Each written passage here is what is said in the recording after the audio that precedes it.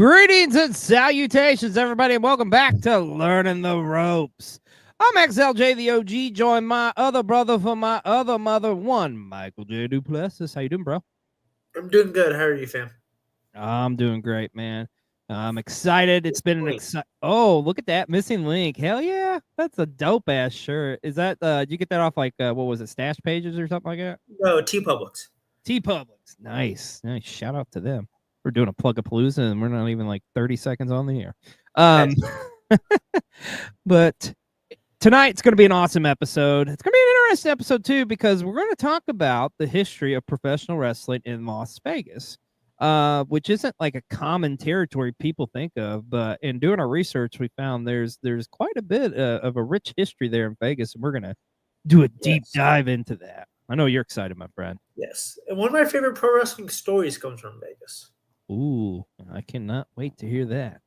Well, that being said, as we always do here on Cole TV, we got to kick it off and start off right with Plug-a-Palooza. And it has been a huge week here on Cole TV, as it has been Vegas week all week.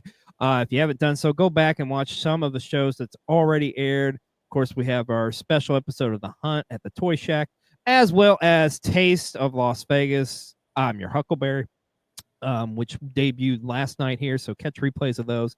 And tomorrow night is going to be a very interesting, a very fun, very spectacular way to end Vegas week here on Cole TV. As Las Vegas 24 will debut. It's a very special vlog, and you're going to want to come and be here and see all the sights and sounds from Vegas when I was out there about a month ago. It's pretty awesome. That being said, I can talk it up all I want. Here's a sneak peek of what you expect tomorrow with our very special Vegas 24 vlog. Take a look. Right here, you got a Liberace sign, the old Stardust and Riviera sign, and the Hard Rock Cafe.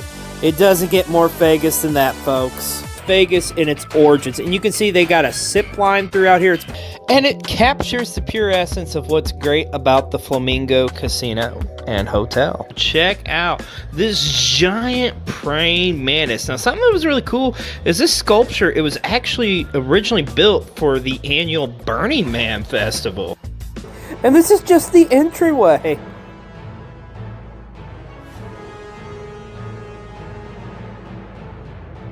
This is gonna blow your mind.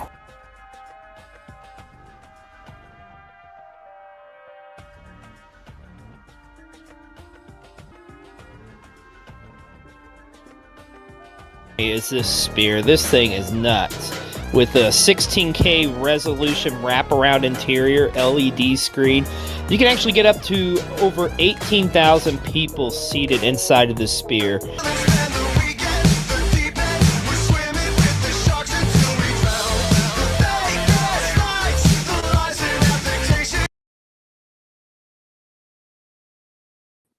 All right, there you have it. That is a sneak peek of Vegas 24, which will be coming to you tomorrow night here on Cole TV, 7 p.m. Eastern, 4 Pacific. You're going to want to check that out. Check it out right before SmackDown tomorrow night. But if you follow me on TikTok and all socials, I just put a video out. I had a big announcement at the beginning of this show tonight. And it's been an incredible year here on Cole TV. 2024 has definitely been one of the most rewarding, most successful. I mean, we've done so much this year on Cole TV, and we're getting down to the wire here. The end of the year, we've got 2 more weeks of amazing content coming your way, but it all culminates on December the 20th. And to kind of give you an idea of what we've been working on and what's coming December the 20th, we got this very special video we want to show you. So check this out.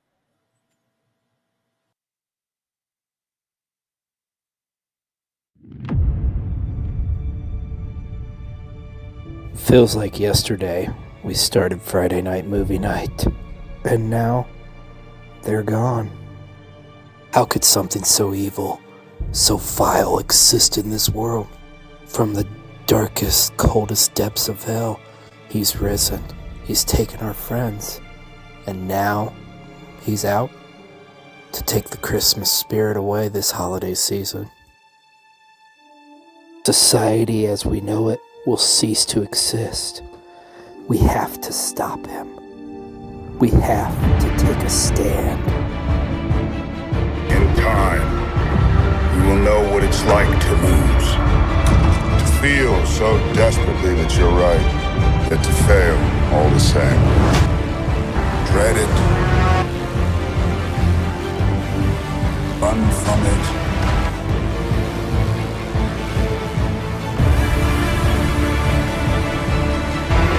Destiny still arrives.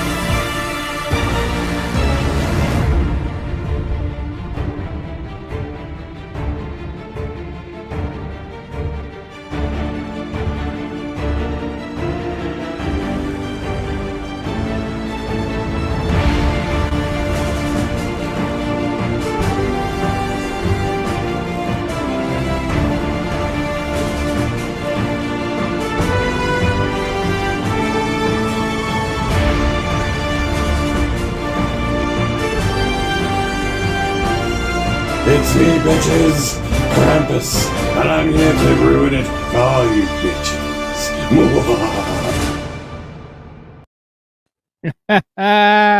There you have it. Yes, folks, we made a movie. That's what we've been up to. It's Friday night movie night, the Christmas special. That is how we're going to end the year here on Cold TV, December 20th. And I gotta tell you, Mike, we've been working on this for several months now. I was going to say it's been a while. You've been teasing this to me for a long bit. Yep, and that is your first look, and that'll be coming December 20th. You're going to want to be here for it because it is definitely the craziest thing we've ever done here on Cold TV. It is going to be something else to see. So that's our big announcement. We made a movie, and it's going to debut on December the 20th. Here on Cold TV, Friday night movie night, the Christmas special. And to round out our Plug-a-Palooza here, because we got a lot to talk about here with Vegas wrestling, don't forget to check out Pro Wrestling Tees, where you can get some of our sweet merch. Get a PW60 shirt, Cold TV shirt, and hopefully, next year, we're going to have some more shirts coming your way as well. That being said, Mike, you ready to get into this talk about wrestling in Las Vegas? Yes, sir. Well, first off, I gotta be honest with you, man. Going into this, I didn't know a whole lot about how long this had been. I mean, this has been going on ever since really Vegas kind of started back in the 20s and 30s. Yeah. I knew a little bit that mostly the seedy stuff, mostly as in what Las Vegas is. Yeah, how apropos, right? Yeah, who was surrounded around with the pro wrestling companies back then, and who they were associated with. So I knew a little bit about the background of some of the promotions and how they started. But other than that, no, I didn't know that it was the big history of the early days. Yeah, and it goes deep. And I think the first name really synonymous with Vegas wrestling is the Darrow brothers, Lou and Jack Darrow, Darrow Inc. Promotions. They pretty much ran Vegas from 1924 all the way to 1940. Also, I believe they were affiliated or worked a lot with Toots Mont, which if you know, you know, from back in the day, who was obviously part of the Gold Dust Trio there. So literally what we know wrestling as it is, those guys are responsible for. Yes, very in much a so. way. So, but yeah, it's crazy to think like you go all the way back to that time frame.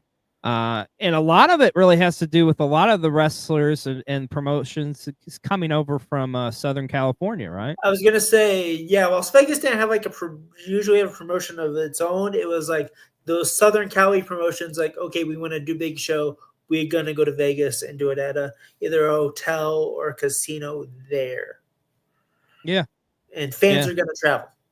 And the thing of it is like Vegas. Here's the thing: what everybody knows Vegas is for now is like it's one of the most tourist places on the planet, Yeah. right?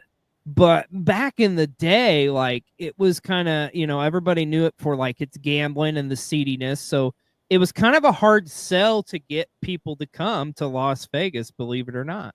Yeah. But hey, we Pro got wrestling back pro in the wrestling. day sold, so people showed up. Yeah, it's like why wouldn't they do this? So but probably the first prominent star of the territory in this era was one Hans Steinke, Yeah. which I had no idea who he even was or that he even existed until like researching this. I knew a little bit about him because he also worked on the East Coast for early McMahon's. Oh, okay, yeah. And like pre McMahon. He worked in the Jersey, New York area. But So, and he also worked in Canada a bit. oh, well that makes sense. Probably like Vancouver and stuff. Yeah. Makes sense.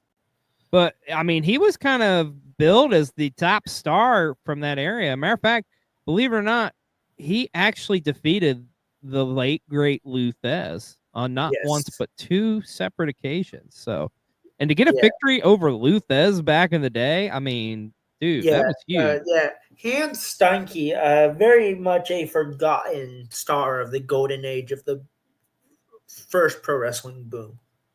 Oh yeah. Cause like shoot, man, we kind of consider ourselves historians, and we didn't even really know a whole lot about him. Yeah. To put it to you kind of this way, as far as the impact of what mentioned, like with Luthez there, folks, that's the equivalent of today of like Roman Reigns, like Yeah. as far as like a dominance, Cena. or like a John Cena or something like that. Yeah, Yeah. just like Luth. If you don't know, like He's got Luthez, moves named after him, so you better know who he is. yeah. Actually, I mean, at this point, it's freaking Luthez. Come on, man. But yeah, so in the early days, a lot of it was through the Darrow brothers kind of ran it. Now, also too, I think NWA Hollywood would also kind of come in and run a lot of shows too as well, or they were kind of affiliated with them, right? yes. In the 40s, 50s, and 60s. 60s, right? Yeah. Yeah. And then that kind of led to the formation of Sin City Grappling, which was kind of the premier promotion running out of Las Vegas, pretty much. Which doesn't have a lot of information on that. Yeah. We know we know it existed, and it was kind of like the quote unquote the hub. I look back and there's not as much history on it. It just makes me wonder, thinking back to like old Vegas and stuff, of like how much like the mob truly was involved in this and stuff, because they had to have their hand into it. Yeah, that's what I was saying at the beginning. People, the seediness of people who were around it, especially Vegas was owned by the mob, started by the mob. Of course they had their hand in it. Yeah, I mean, it's just fascinating to think about it. Like, I will say, a situation that happened in Vegas in the 60s is probably my favorite pro wrestling story. Oh my God, I got to hear it. Story goes 1961. There is a double shot show in Vegas, pro wrestling on a Friday night and boxing on a Saturday night. And they won Cassius Clay, who had just got off his first Olympics. He was 18, 19 years old. He was boxing. And that Thursday, both shows did promos at a local radio station. And the wrestlers went first. And the main event of that wrestling show was a classy Freddie Blassie versus a gorgeous George. Oh, wow. And Muhammad Ali is actually said that their radio promos against each other is what taught him how to promo his fights as he became Really? Muhammad Ali. That's amazing. Yes. Wow. And That it is goes. So he said he went on record saying he learned how to talk through watching them promo against each other. And it went as far as a few years later in the early 70s when he went to Japan and he was managed in a fight against Antonio Inoki by one classy Freddie Blassie. dude, that's crazy, dude. That's the coolest thing. And that's why they call you the wrestling encyclopedia, my friend. Yeah. Like that is you talk about like coming full circle too.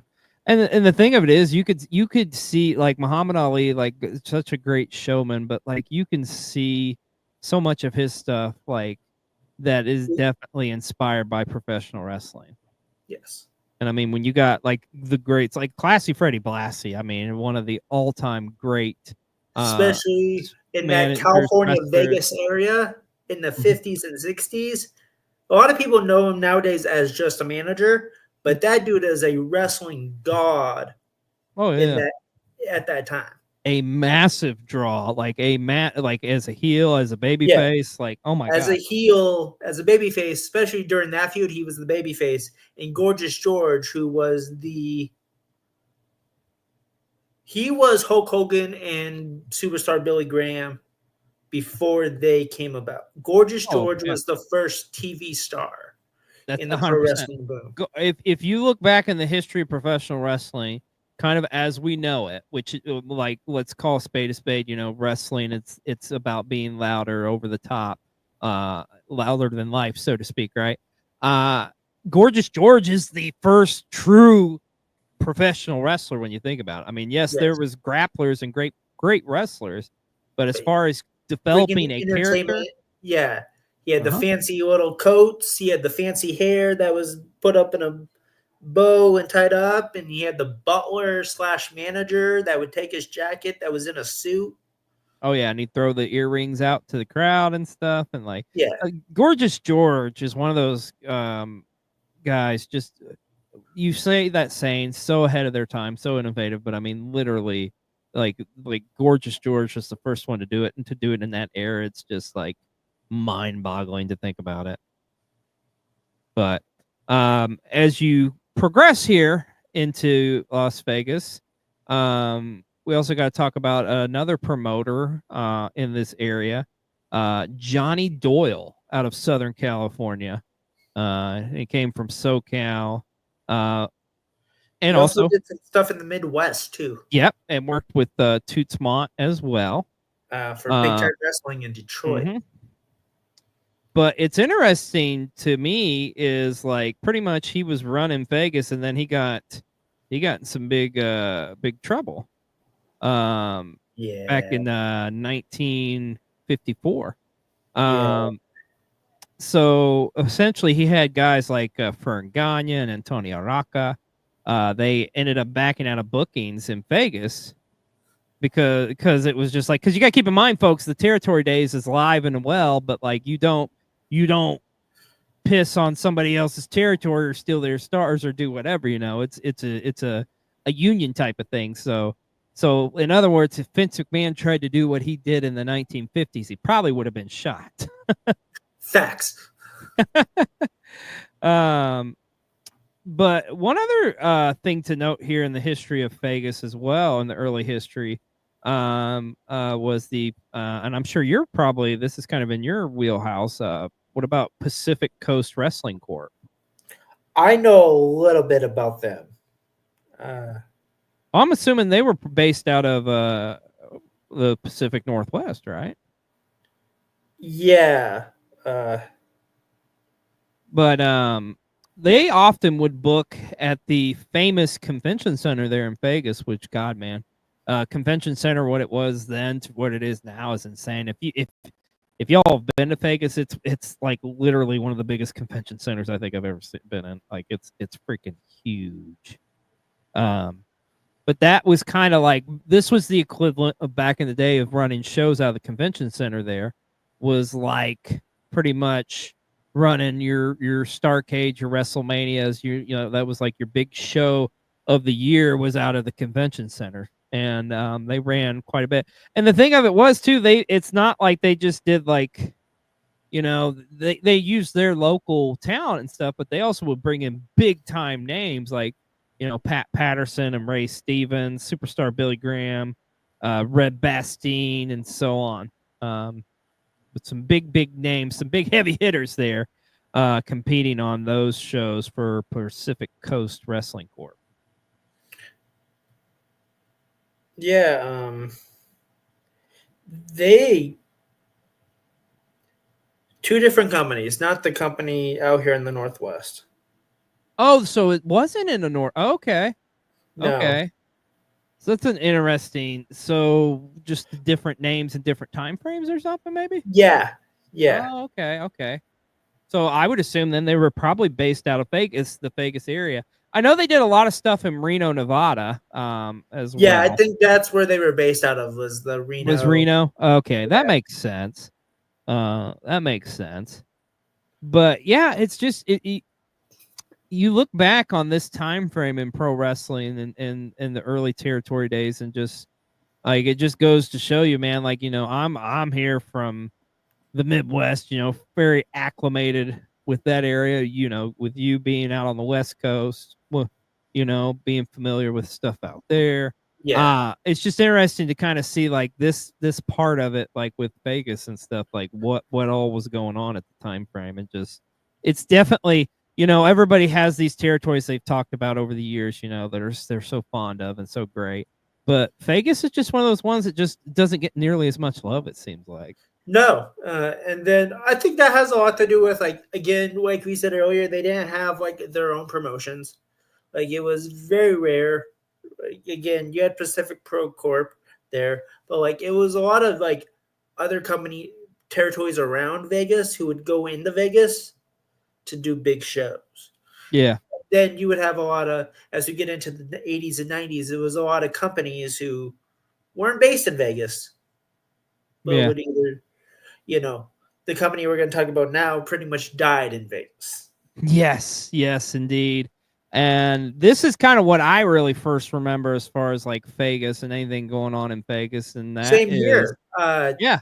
ESPN Classic would put these shows on, and yeah, there's like 3 episodes of AWA from the show bar on Peacock. They're not good. Oh, wow.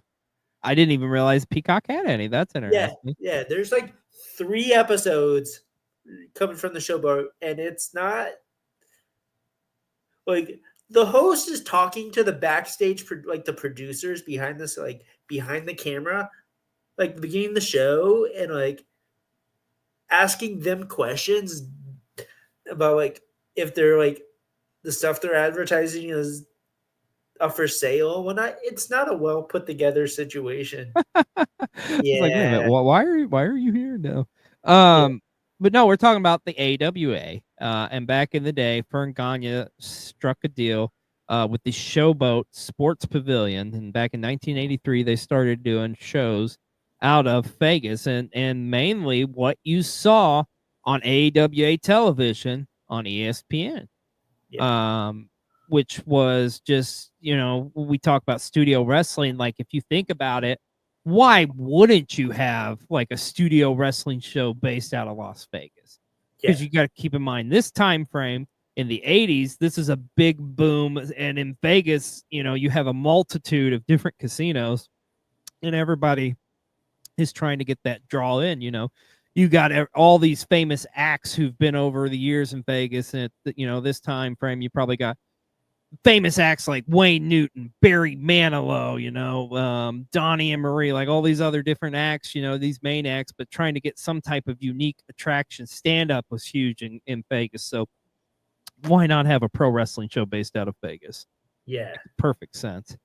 And I'll give that credit to AWA, especially the ones, because the 2 they have are from like 87, 88.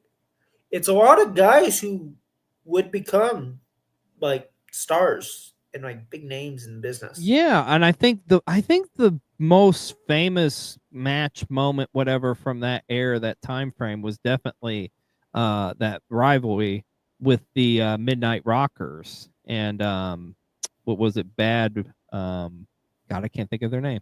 Like it was Pat Tanaka and Bad Breed. Bad Breed. Thank you. Yeah, with Bad Breed. I think Yeah. that was kind of the biggest thing there. And I mean, this is like easily you could say Shawn Michaels' first like big moment in his career happened there in the AWA at the Showboat. Man, bleeding profusely in that matchup. Just a great matchup too. It's a great rivalry. Yeah. I watched an episode earlier and it had young Nasty Boys. Yeah, there you Yeah. go. And a young Kurt Hennig. Yeah, literally a who's who worked for the AWA. Scott Hall, Yeah. of course, Larry Sabisco, former champion. You got Rick Martel was a former world champion there. You had Vern's son, Greg, still trying to wrestle. Not, and never mind. I'm not going to be rude. Remember when he tried to be like a Rambo guy, and it was just like, But like Mike says, pretty much AWA ran there up until the end, which, believe it or not, lasted all the way up until 1992. You remember what was that god awful like series they did with like there was like a tournament or something, and they had different teams or something. I remember. I know what you're talking about, and I like can't the remember. Team Challenge or something. Yeah, and they ran Team Challenge. Yeah, the Team Challenge, and they ran it out of like the Showboat stuff. It was Oh God, Fern gone. Yeah, I just wish I had some Eric Bischoff Ninja Stars and Sonny Ono. That was the best part. Oh my God, they show the fucking Eric Bischoff Ninja Stars. The fucking commercials on the Peacock. Yes, Peacock? like 4 different times, and I was just like, they're really trying to sell the shit out of these Ninja Stars. They were cool as fuck. No, they weren't.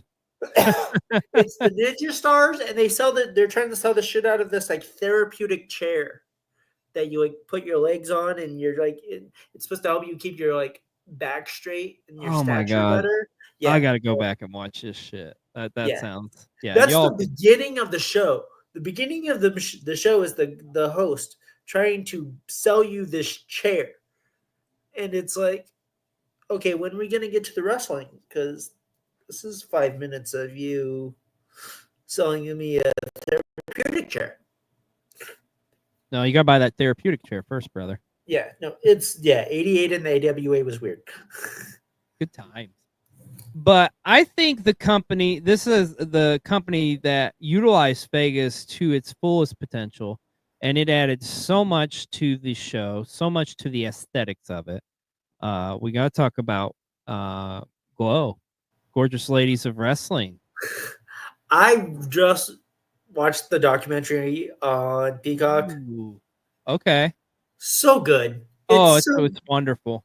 It's so awesome. I, again, being the young cat that I am, wasn't around for Glow, but I kind of wish I was, because that shit's awesome.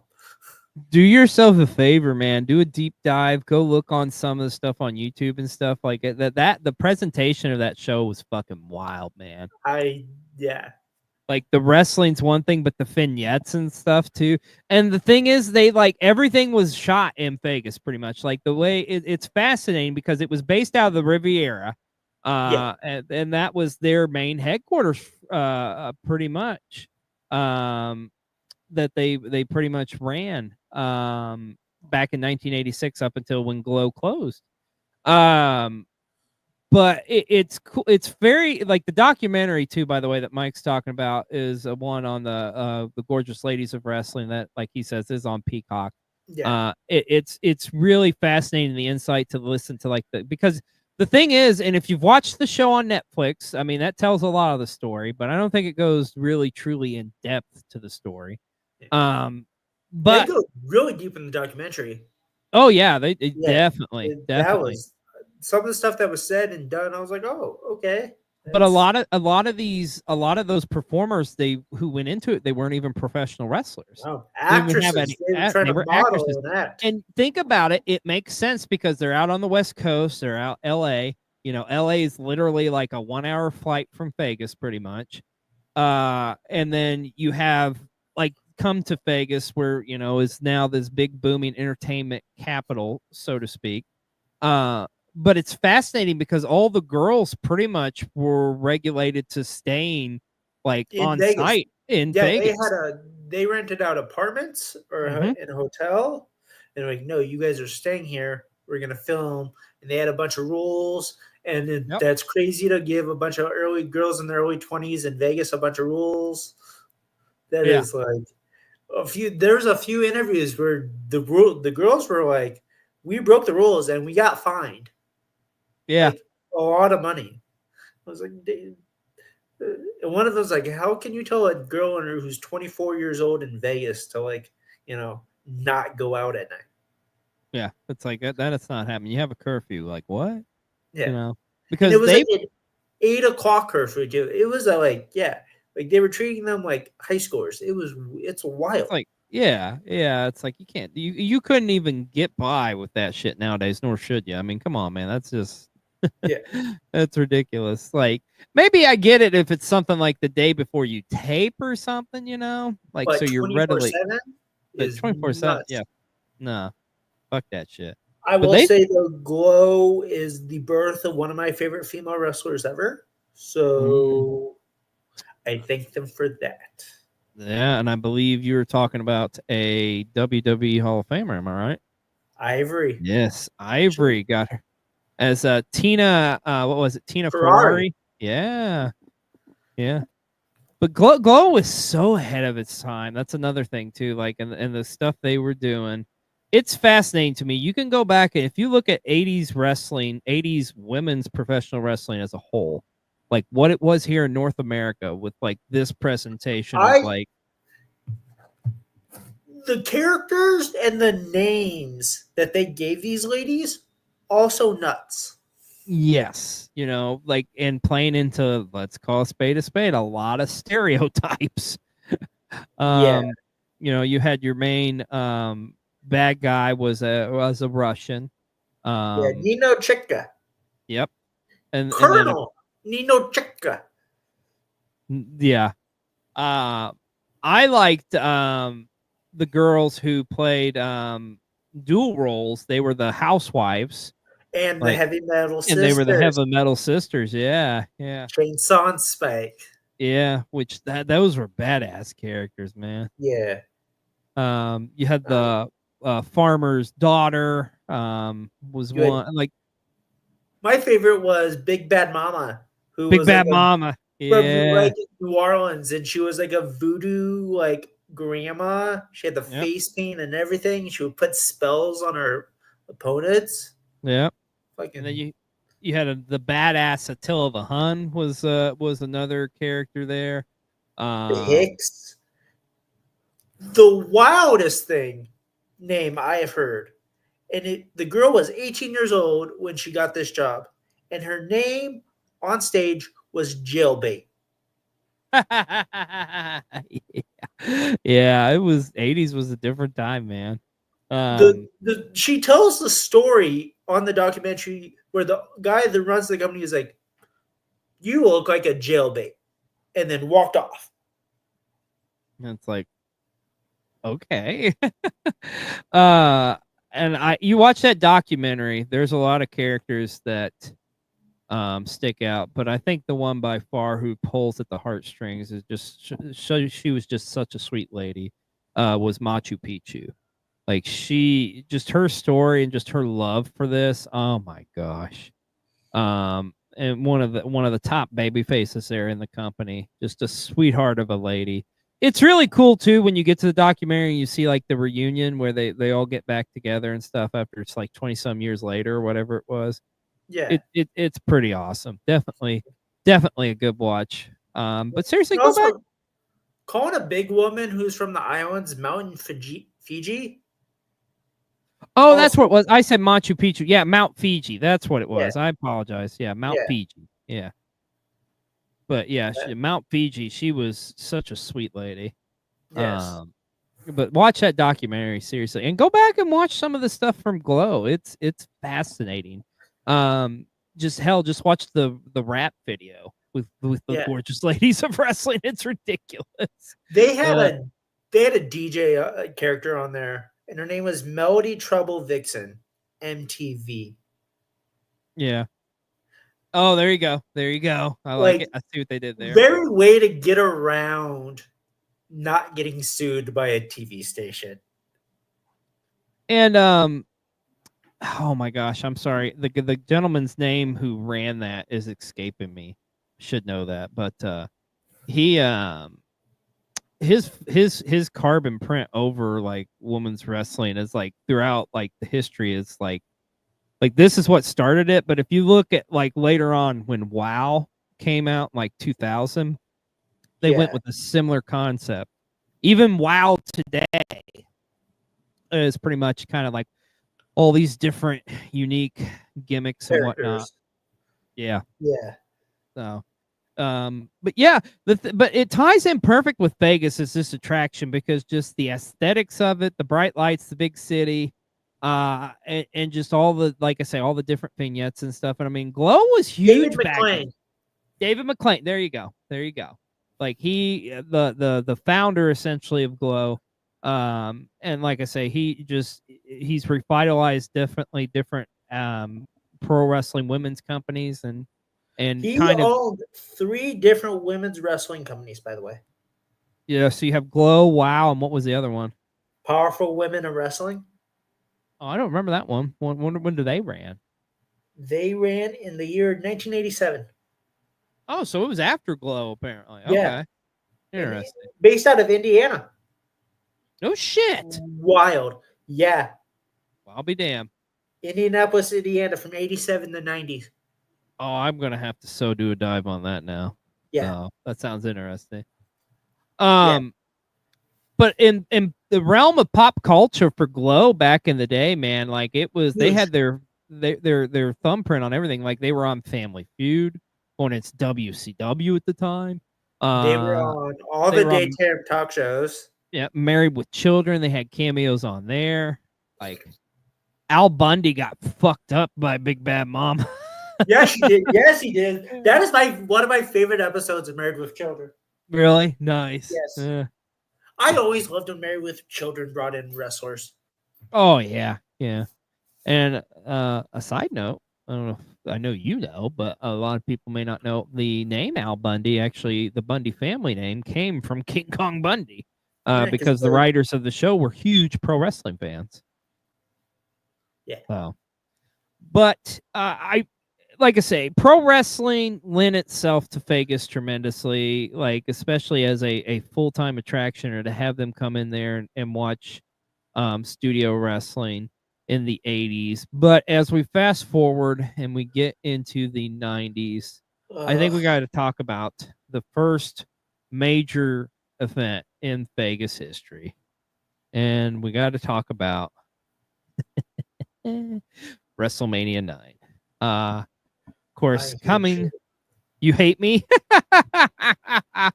This has my least favorite Undertaker match of all time. Oh, that's understandable. So Hulk Hogan's a dick. Fuck Hulk Hogan. Oh God. Ugh, fuck you, Terry. Terry Bollea. So we get to WrestleMania 9 emanating from Caesar's Palace. I remember as a kid, it's weird, man. I can't tell you why, but for whatever reason, WrestleMania 9's the first WrestleMania I can honestly remember it happening as a kid.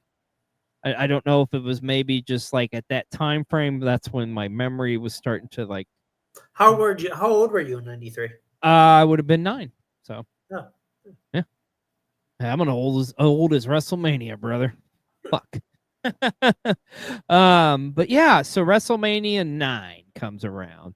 And the build to this at first is they present it to be like this massive, like just this extravaganza. Yeah. Coming from Caesar's Palace. So Julius Caesar appears at the Royal Rumble to declare that the winner of the Royal Rumble would go on to the main event of WrestleMania and challenge for the World Wrestling Federation Championship, which, by the way, interesting fact, that year was the first year that the Royal Rumble Became that a they thing ever with that. became that's where it started, actually, believe it or not. A lot of people don't realize that.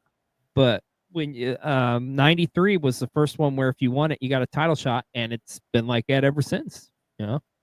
So you can almost thank Las Vegas for that, Michael, when you think about it. It's actually kind of crazy that like the city of Las Vegas and the extravaganza they wanted to do inside of a parking lot. Yeah. Yeah, we're gonna talk about that part. Now it was the Roman Colosseum, remember? Hey, we give them credit where credit's due. You like, saw the concrete in the video. But you got, hold on. Okay, I agree, but you got to give WWE's or WWF at the time's production values for turning that fucking parking lot into like just the most extravagant looking fucking A thing. somewhat good venue, yes, but still. Somewhat. Come on. I know you got hate for the card, but the venue was pretty fucking cool. Yeah. For being in a parking lot, I mean, true. They did set it up well. But still, that is a wild place to have your biggest event of the year. very much so. Because you thought it was going to be like but when they said it was like at Caesar's Palace, like Caesar's Palace has venues, but nothing that could really house a WrestleMania at that time frame. Because you got to keep in mind, like, this is before like the massive arenas like Vegas has now, like T-Mobile and like MGM Grand and stuff. This is like, this is what we have is to work with. Essentially, you're not going to put it in a fucking theater that can house like maybe 1,000 people or something, where they do like a David Copperfield show out of. It's like we gotta do something here, and thus they created this insane Roman Coliseum. And just like the presentation of WrestleMania 9 is what sticks out the most. Yeah, just with the definitely at the beginning of the show with all the entrances with Heenan and with Macho Man and with everybody else that came out for that show. The debut of Jim Ross. Also, I believe that was also the WrestleMania. I don't know if it was on. I think it may have been on WWE TV. Todd Pettengill. That was his first WrestleMania too. It was. Yeah. Which, if you are fans of the new generation, Todd I Pettengill. love that man. I love Todd Pettengill. I love Todd. I love Husky's impression of Todd Pettengill. Oh my God, I don't think I've seen that. You need to ask him about that. I got to ask him to do that. But just what they did and turn this into, like, it was like you were stepping back into a Roman Coliseum. All the different announcers, everybody involved, looking like they were literally in that time frame. Even like getting names, like, remember Howard Finkel was Finkus Maximus. Yes. Again, the presentation great. Now let's talk about the shit show that was WrestleMania 9, because it is notoriously known as one of the worst WrestleManias of all time. Yes. That being said, I don't think it's so much like the undercard is good, actually, if you look at it, for the most part. There's a couple of like opening matchups great. Yeah. Like the ultimate match is great. Wrong result as a winner. Yeah, you have Shawn Michaels against Tatanka for the IC title. That still pisses me off. Tatanka should have won that match. You're right. Tatanka should have won that. And then you go from that to what was, in my opinion, I think the best match of the show. The Steiners. It is absolutely the best match on the card. Oh my God, yeah. Yeah, it's oh man, it's like tag team wrestling at its best. Like the Steiners against the Head Shrinkers. Oh, so good. And then like the rest of the show just goes downhill from here. You follow that up with the infamous Crush versus Doink matchup. And that rivalry at that time frame, and seeing the double Doink situation. That was kind of like And then from there we go on to the first main event. Or no, The- before that, it was Yeah. Razor Ramon and Bob Backlund. Like, what The fuck? weirdest feud going into a Mania ever. Was it even a feud though? Like, No, did they I legit. This match was put together 2 weeks before the card. like, okay, we gotta do something with Razor. You're gonna work Yeah. with Bob Backlund. Yeah, no. And Like, then you had the tag match. And then Which the again- first part of the main event, which it was billed as a double main event at Caesar's Palace, the WWF Tag Team titles on the line with Money Incorporated defending those championships against Brutus Beefcake and the returned Hulk Hogan. But let's talk. We talked about this on the Wreckage episode of Conspiracy Theories. Yeah. I think we got to mention it here. I really want to, because anytime I can talk about Hulk Hogan getting his face punched in is amazing. Because right. Fuck that man. So if you don't know, Hulk Hogan comes out and they kind of had talked up like something had happened to the Hulkster. Well, he comes out with like just this massive black eye. And they say that DiBiase and RS attacked him. Or hired somebody to attack him. Or hired someone to attack him. Rumor has it Savage punched him 2 days or the day before the show. I think that's what happened. Yeah, it had something to do with a one Elizabeth. Yeah, I think they found out Liz was staying with Hogan and his wife, like at their house or something, and while they were going Randy through a separation. Savage always had that weird. Well, I don't think it's weird. I think Hogan was trying to fuck or was fucking Elizabeth. Oh, 100%. Yeah, I agree with that as well. Yeah. But you have they made up this now in real life. The story goes supposedly it was like a jet ski accident or something. Like, but no fucking jet ski's gonna do that. Like, come on, man. No, that looked like a right fist to the face. That was a fist to the face, and deservingly so. So at the time, they had built up the Mega Maniacs, as they were known, to go up against Money Inc. And it was like Hogan coming back to help his brother Brutus, who Brutus was coming back from an injury. Jimmy Hart had just turned a babyface again after managing Money Inc. Yep. And then you get I have a picture. Speaking of Jimmy Hart, I am sorry, but I want to show this on air. Okay. Mouth of the South, baby. Of course, the baby faces got to get the win because it's Hulk Hogan, but they win by DQ, so they don't win the tag titles. Which is weird to think of Hulk Hogan was in a tag team championship match at a WrestleMania, but it did happen. So a good friend of mine, my friend Miggs, who's a wrestler up here in the Northwest, also works at a radio station up here called KISW, The Rock of Seattle. He sends me this picture, and is a one Jimmy Hart in the late 70s with a KISW Rock of Seattle t-shirt. Oh, that's cool. Look at that. Look at that young man. Yeah. That's like prime, like 70s Memphis Jimmy Hart. Yeah. Nice. Now we get back to the rest of the card. And I think what we got, Luke, the Narcissist against Mr. Perfect, which was okay. Wasn't bad. Yeah, it wasn't a bad match. Luger, again, one of those guys, you can get a good match out of him with the right person. I mainly remember the commentary on this, especially with Bobby Heenan, especially with Luger's entrance. And he comes out with the girls, and, you know, they're not wearing a whole hell of a lot. So, yeah. Heenan's being a perv, and he's, you know, talking shit about Mr. Perfect. Oh, yeah. Oh, yes. But then we get to the vein of my existence. Easily the worst match probably in WrestleMania history, outside maybe Michael Cole and Jerry Lawler. I would rather watch that match than this. That's saying so. The Undertaker against Giant Gonzalez. And I will say that for one specific reason. Why is that? The Undertaker at this point was still holding on to that I'm a dead man gimmick. Mm-hmm. Like, he is a dead man. How are you going to take out a dead man with fucking chloroform?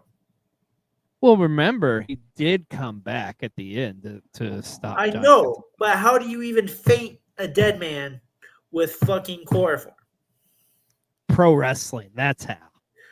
That every time when we had to watch this WrestleMania 9, for Queen's Court, and we did it live.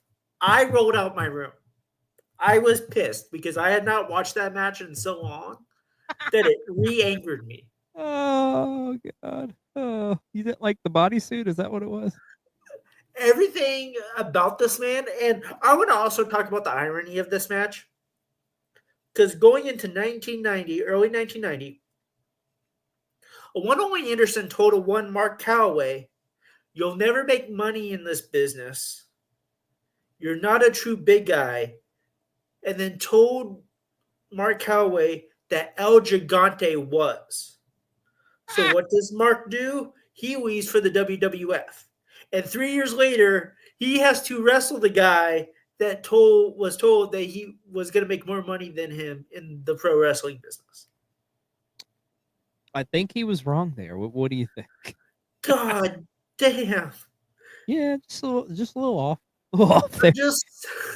I'm just saying there's an irony there, and I hate it for Mark. Because if I was him, I would have punched El Gigante straight in the face on a shoot. Mm-hmm. Just on behalf of fuck you, Ole Anderson. And if anybody's wondering, anything to get Mike for Christmas, just get him all sorts of El Gigante Giant Gonzalez merch. Nope. Get him a Giant Gonzalez figure from Hasbro. Send it his way. It legitimately, that whole storyline with him, and he's literally in the company for one storyline. It's the Undertaker, and it's horrible.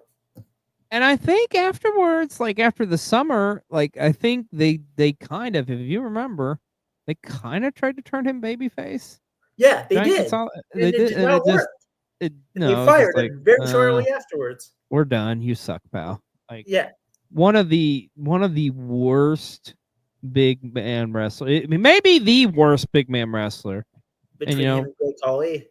Yeah. No disrespect to the late Giant Gonzalez, but I mean, just he wasn't good. Business. Yeah. Yeah. Just wasn't meant to be a pro wrestler. Now let's talk about the main event. Of course, the winner of the Royal Rumble, the man who had all the momentum, who was built up to be this next big monster heel, and rightfully so, one of the all-time greats, Yokozuna, going into Caesar's Palace to challenge the WWF champion at the time, one Bret the Hitman Hart, who was in his first run as champion. On paper, this actually it was this is going to be, it's different, but different in a good way, I think, because you have this force of nature in Yokozuna going up against the white meat babyface everybody loves him, Bret Hart. And just the story they tell, and the fact that both these guys are so damn good in the ring. I always loved when Bret and Yoko worked. I always thought they had great matches. Workers together. They had great matches. Oh yeah.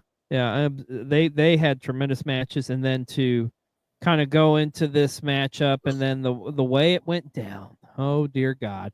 Because if they stuck to the original finish, I think it would have been fine. Yeah, because Yokozuna wins the WWF title. Yeah, but Hogan's a bitch.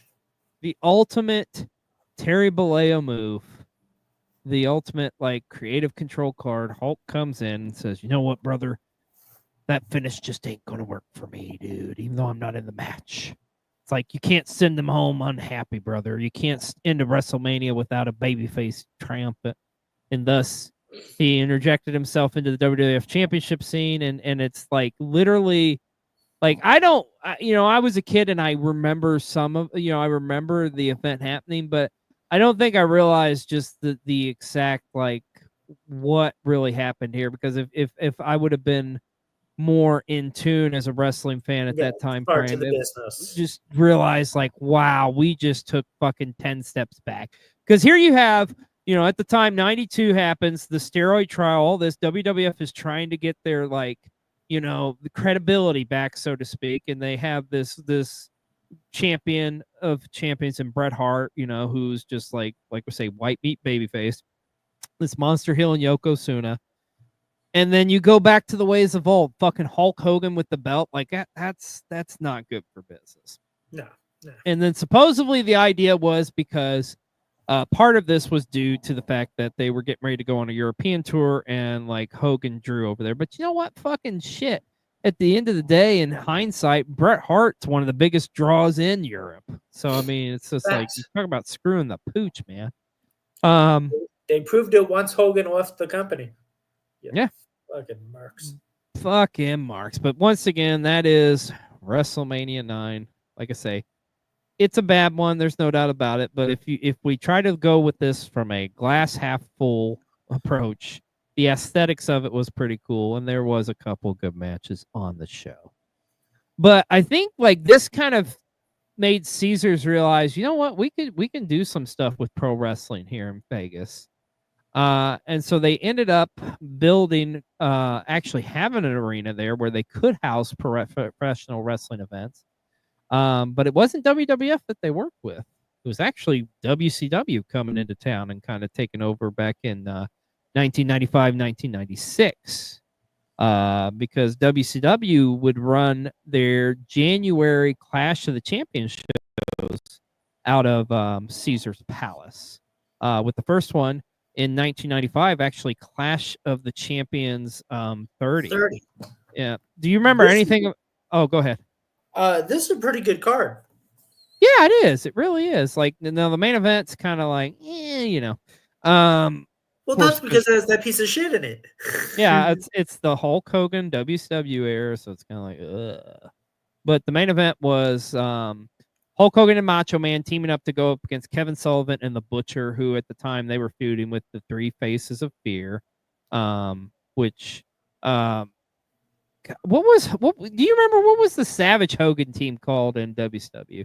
Not the Mega Maniacs. Were they the Monster Maniacs or some shit like that? Yeah, something like that. I'm trying to look.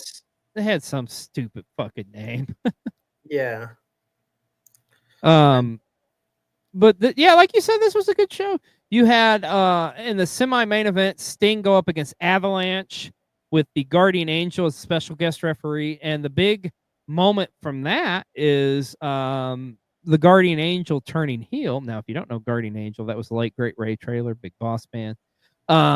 But what's important about this is at the time he turns into heel and he declares himself back to being Big Bubba Rogers, which was his first character in pro wrestling, was this Big Bubba Rogers. Also on this show, you had Harlem Heat defend their tag team championships against the team of Stars and Stripes, which was Marcus Alexander Bagwell and the Patriot. This was a fun singles match. You should definitely go back. And I love this era of WCW with these opening matches because they would always put Alex Wright against like some of these like different styles, high flyer, great wrestlers. And it doesn't get better than this. Alex Wright one-on-one with beautiful Bobby Eaton. Beautiful. Great. Awesome matchup. And then you opened up with Arn Anderson versus Johnny B. Bad. Johnny B. Bad for the TV title. That's a great match. And they had a good rivalry too. A lot of people don't talk about that. Yeah. That was like right, like the Horsemen have just like became a thing. Yeah, and they were like getting away from the Hart danger. What was Jimmy Hart's fucking the team that was trying to take down Hulk Hogan? The Dungeon of Doom. That. Yes. Oh God, the Dungeon of Doom. So now we get to Clash, or as we fast forward here, and now we get into the era of Nitro. There was a very important Nitro that took place actually before Clash of the Champions 32. And what is of importance of this show is major title changes occur. Of course, Macho Man Randy Savage defeated Ric Flair for the WCW Championship on this show, as well as Sting and Lex Luger would defeat Harlem Heat for the tag team titles on this Nitro as well. What episode is that? Wait. Oh gosh, I forget what the episode is, but I know it's right before Clash of Champions 32 because they talk about it literally right on the Clash. It's in 96. It's early on. It's probably one of the first like 20 episodes. But when we go into Clash of Champions 32, this was a pretty good show with a lot of great memories on it. first off, it's actually the WCW in-ring debut of the Public Enemy. As the Public Enemy made their debut to go up against the Nasty Boys. Say what you will, I always love Public Enemy against the Nasty Boys. I thought that was just like a fun rivalry. I thoroughly enjoyed like watching those guys go at it. And this Dusty Rhodes on commentary, chef's kiss. Always great. Some other great matches on this card, man. Oh my gosh. Dean Malenko against Alex Wright. This one I love. Brian Pillman against Eddie Guerrero. Which on paper you're like, holy shit, that's a great match. But what I love about it is the infamous moment that happens where Brian Pillman gets the late great Bobby Heenan to break. So the way that's set up, so it's like Bobby Heenan and Tony Schiavone are doing color, and they're literally ringside. Their table's literally right by the ring, folks, where they're doing color. And Brian Pillman goes to slip out of the ring, and he purposely goes like feet first, kind of right in front of Bobby, and kind of gets all up in his business and stuff.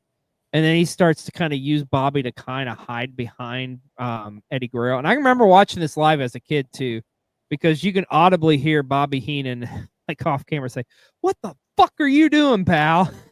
And then Heenan literally like walks away and has to compose himself. And then he comes back and apologizes for like what he said.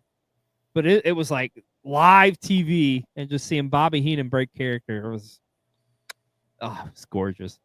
You also had another thing that was important to this show was the WCW in-ring debut of two of Lucha Libre's greatest wrestlers in Conan and Psychosis, as they debuted in WCW on this show.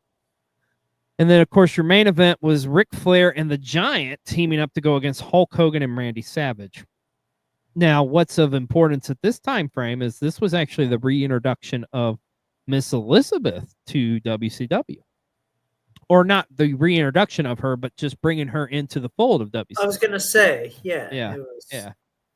So, Clash of the Champions 32, like I say, was an important show. Had a lot of cool stuff on it. Also, one of the things I loved on this show as well, you got to talk about the Colonel Robert Parker and Sensational Sherry, Sister Sherry wedding, as there was vignettes all throughout. And then you end up getting Medusa interrupting the wedding and going after Colonel Parker because I guess Colonel Parker was cheating on her with Sherry. But like, I mean, come on, man. If you knew what Colonel Parker was packing down there, you could see why. I mean, I'm just saying. But that kind of segues Mike into like WCW's most notorious event in Vegas, what dominated the 90s. We got to talk about Halloween Havoc. Yes. Because pretty much from 96 up until the last Havoc in WCW in 2000, they ran out of the MGM Grand in beautiful Las Vegas, Nevada.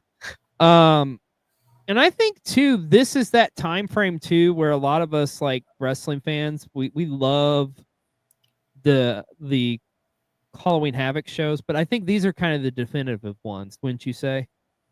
Oh, definitely. Like definitely. You get those are my remembrance of Las Vegas and WCW is the Halloween Havocs.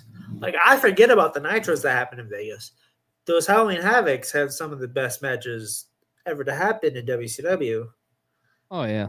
And just like the bright lights of Vegas just lend itself perfectly to the setting of Halloween Havoc. And I always remember the set, the stage where they would come out and just how cool that was.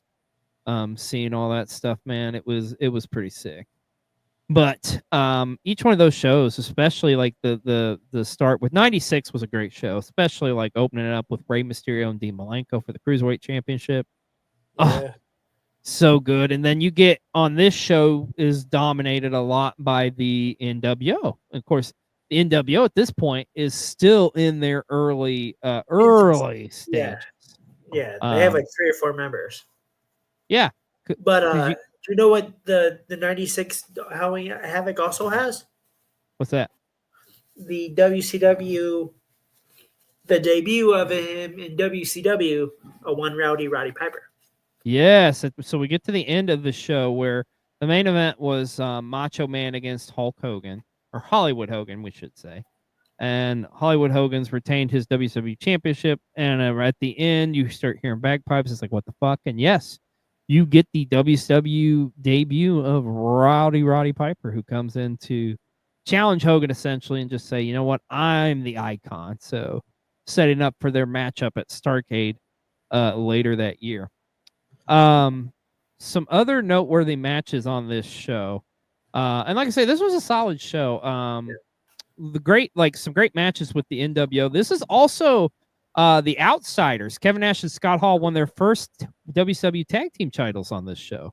Against one, like we talked about earlier, the Harlem Heat with Colonel Roberts and Sensational Sherry.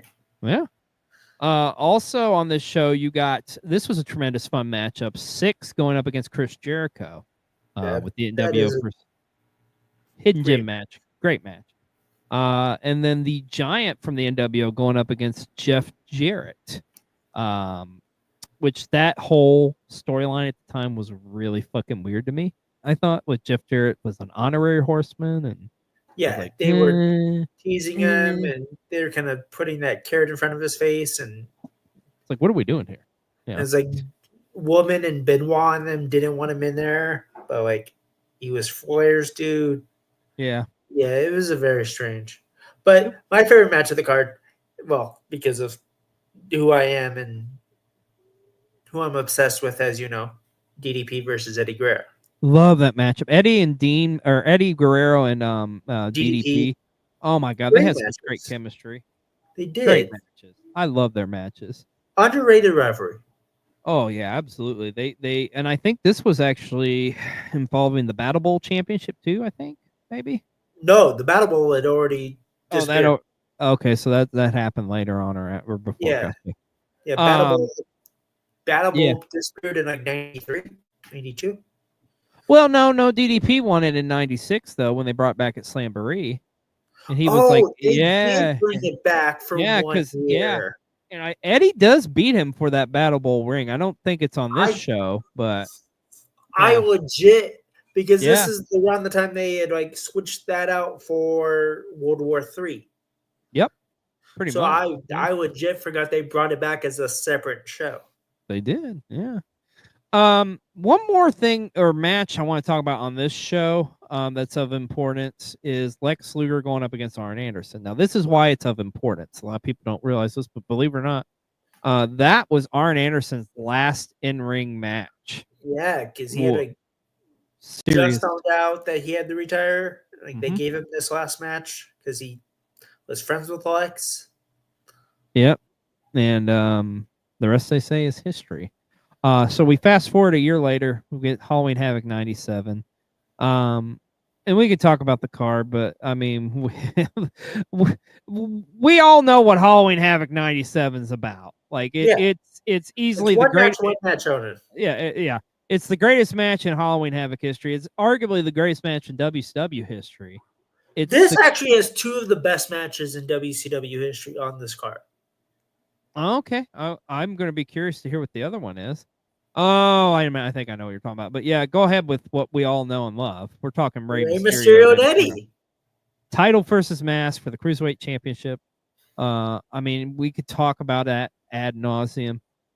Great matchup. But is the other one the semi-main event? Is that what you're talking about? Yes. Yes. So we get the end of the trilogy of matches with the Macho Man Randy Savage and Diamond Dallas Page as they meet in a Las Vegas death match. So good. Oh, it's great. It's great. That rivalry is amazing. Oh my God. Yeah. The rivalry they have was second to none. Absolutely love it. The undercard on this is kind of like, it's a little bit, but it's definitely of its time. There's some the opening matches are phenomenal. So you get Eugene Nagata and Ultimo Dragon kicking off the show. Oh my God. Yeah. Then Chris Jericho versus Japanese legend Gato. Yeah. Like, awesome matchup. The notorious Again, and botch we in talked here, about but Alex still. Wright earlier, but Alex Wright versus Steve McMichael, it was a short match. And they Was had a that weird bad? kind of feud, you know, because Yeah. it was like Alex Wright was Deborah's like new client or whatever. Yes. I love the fact that Jacqueline went over that piece of shit Disco Inferno. That was That's fucking also hilarious. great. Yes. And other big matches, you had Kurt Hennig go up against Ric Flair for the U.S. Championship. Big singles matchup with Lex Luger and Scott Hall with Larry Sabisco as the guest referee. But the main event, Roddy Piper, Hollywood Hogan in a steel cage. Oh God, this is That ended in a knockout. it's a tough watch, folks. It's not gonna lie, but it's cool because they used the freaking Thunder Cage from WCW. Like that's pretty cool. Yeah. The craziest thing is to me is one of the spots it's weird to me that nobody talks about this as much, but fucking Randy Savage doing a axe handle off the top of this fucking cage into the ring and how he didn't like break his fucking legs is insane to me. Yeah, no, at his age, doing that stupid shit is nuts. Yeah. It's like, what are you thinking, Mach? But Havoc 97's good. Now we're kind of getting to the era where like the next three is just kind of like, oh. 98 had its moments. Or no, 90 98. Yeah. 98. So we had the best one on this one I think is the Goldberg Sid Vicious matchup. Because it is just like a freaking bloodbath, man. Like Sid bleeds profusely on this one. Not a bad matchup. Like, and it's weird saying there's actually a good Goldberg match, but whatever. 98 Goldberg didn't face Sid Vicious. Or 90. Oh, I'm on 99. I'm thinking 99. I'm sorry. I apologize. I knew I was off. I was there. like, the main event was Goldberg DDP. Yeah, 98. Yeah, we're gonna talk about 99 here in a minute. Because 98 is the worst of the three in my period because of the co-main event. Fucking hate that. This is the notorious, like, they went fucking over. See, it's so bad I wanted to fucking skip it. But we got to do it justice. So 98, like, the main event's awesome. Goldberg against DDP, it's probably, like you say, it's Goldberg's favorite, or probably his best matchup. Yeah, one of his best matches but guess in what? WCW. If you bought the pay-per-view, you didn't get to see the fucking thing. Yeah. Which, how infuriating is that? Like, the best match on the show, you don't get to see it. And it's weird, too, because going into this one on paper, like, there was some big-time matchups. I mean, Bret Hart and Sting? Like, that should have been an incredible match. It's not a bad match, but it's not great. But the stinker is the Hogan Warrior matchup. Like, Jesus Christ, is that fucking awful. Yeah. Trash. Fucking terrible matchup. You got Scott Hall against Kevin Nash, which on paper should be weird great. Rivalry. Yeah. I think outside the Hogan, the biggest eyesore on this is the fact that fucking Rick Steiner and Judy Bagwell. Well, I guess Judy wasn't in the match, but Rick Steiner wins the tag team titles by himself, essentially. Yeah, it was supposed to be with Buff. Buff got attacked. Buff attacked him, and then he did a match with Scott Steiner. It was fucking weird. There's just some weird shit on this show. It's just kind of like, we're not going to go into like interesting opener with Chris Jericho and Raven for the TV title. That was kind of cool. Yeah, one of those rivalries that doesn't get talked about. Yeah, it was kind of it was some interesting thing. But like, there's more to it. But we're not gonna spend a whole lot of time on it because let's talk about 99. As I mentioned, that's where you get Sid against Goldberg, and actually a decent matchup. Rest of the card's fucking weird. Also, too, this is kind of, I think this may have been one of like the first kind of Russo era pay-per-views as well. It is. This is like right after he like showed up. Yeah, because you get that weird shit with like Hogan lays down for Sting for the WCW title. It's like, what the fuck? At the end of the night, you get Goldberg against Sting, and Goldberg wins the title. It's kind of like, you got a strap match with Ric Flair and DDP. Okay. you get the weird era of where Lex Luger wasn't Lex Luger. He's the total package, folks. Going up against Bret Hart. Probably the best match on this show, honestly, was Rick Steiner and Chris Benoit for the TV title. Yes, that's a great match. Yeah. You have the reunion of the Harlem Heat as they face the Filthy Animals. And the first family, Jimmy Hart's Brian Knobbs and Hugh Moore. Oh, yeah. Also, you get that weird. This was that weird era too, where Alex Wright's not Alex Wright anymore. He's Berlin. Like, Yeah. going up With against the Brad Wall? Armstrong, which, yeah, oh yeah, with the Wall. Yeah, it was a weird time, folks. But the last Halloween versus Havoc. Perry. Oh yeah, Eddie against Perry Saturn. Not Yeah. solid, decent matchup. And we get to the last Halloween Havoc in the Vegas air. We've got Halloween Havoc 2000, the last WCW Halloween Havoc. Oh God, this was a fucking weird one. First off, your main event's Goldberg against Chronic. Huh? Yeah. Like what? In a handicap match? And Goldberg beats Chronic in like less than 4 minutes. Are you fucking kidding me? Brian Adams and Brian Clark would have fucked his shit up.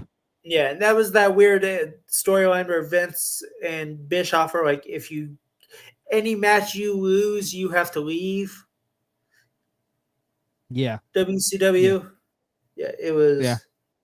Fucking weird, man. Booker T defended the WCW championship against Scott Steiner, which is weird too, because it's like at this time frame, it felt like this was going to be when Scott Steiner finally won the WCW title. Didn't happen. Yeah. But he would win it a month later. One thing I will say on this show was the Jeff Jarrett and Sting matchup's not that bad. No, it's not. Actually, really and you good. get the Jeff Jarrett cosplaying as Sting and trying to fuck with Sting from the past. Yeah. Like fucking how the mighty have fallen. A handicap match for the U.S. Championship with General Rection against Lance Storm and Hacksaw Jim Duggan. What about your boy Mike Sanders going up against Ernest Miller? I know you love some fucking Mike Sanders and Natural Born Thrillers. I love the rest of the Natural Born Thrillers. Mike Sanders is. Yeah. I don't know what to say about that man. He is more boring than watching paint dry. And as somebody who's watching early, The funny thing was he was the mouthpiece. Yeah, and that's the horrible part. It's like, what are we doing here? If a fucking DNA first blood matchup with Buff Bagwell and David Flair, huh? Yes, that's because Stacy Miss had Hancock or Stacy Keebler, who's the father? Just like Jesus yeah, because she was dating David, but he wasn't trusting her. He thought she was fucking around. Buff Bagwell kind of teased that, like you know, she might not be faithful, man. I just realized something. How the fuck was it David Flair got all the hot chicks in WCW? Like he had Tori Wilson, he had fucking Stacy Keebler, he had Daphne. Like what the fuck was David? What? Because he was a Flair? Is that what it was? Yeah. No, they were very much probably egging that on. Like he might be a little cuckoo in the head, but he's still a Flair, and it's still Space Mountain. There you go. One match I want to kind of briefly mention here, I think is versus Eddie Noah. No, but is that a good one? I don't even remember. No, it's not. No, the WCW Hardcore division was trash. I just wanted to be an asshole. No, Mike Awesome against Vampiro, I think, is a hidden gem matchup on this show. They had a great matchup. It got put on like kind of last minute. The only good thing Mike Awesome did in his WCW tenure. Oh, was like this matchup, literally? Yeah. I thought you was going to say when he threw Shaggy 2 Dope off of his bus. I like ICP. So I do too. Yeah. God, what a sight that was, though. Like, but this actually, again, because at the time too, Mike Awesome's he was the fat chick thrill, or no, I think he was that 70s guy. I Yeah, think he this was good. that 70s guy. And it was Yeah. like a weird, that's like 70s, like disco dude versus like the emo rocker Vampiro, because he was hanging around the Misfits a lot around this time Yep. too. Yeah, it was a thing. Well, you can see the start of the Halloween Havoc airs in Vegas were great, but as we get towards the end, just like WCW, it just kind of went down the drain. We didn't talk about the greatest WCW match in Vegas history. DDP versus Jimmy the King. At the what the fuck was it called on the movie? The Royal Bash or something? Yeah, maybe? the Royal Bash. That logo was fire. Oh dear God. The 3 Cages of Fear. And that was at the fucking MGM Grand in the movie. It Wasn't was. I had to bring it up. I've been Oh. waiting all day to bring that up, by the way. That is probably the greatest, like, not only greatest matchup, maybe the greatest like WCW moment ever. Jimmy King coming back after he's been ousted from WCW, getting his championship back. I love bringing up Ready to Rumble whenever I fucking can. It's a fun movie. Like, we shat on it like back in the day, but like I still, it's a guilty pleasure. I have it on DVD. I stole it from the facility I lived in. I watch it regularly. Yeah. No problem with that, my friend.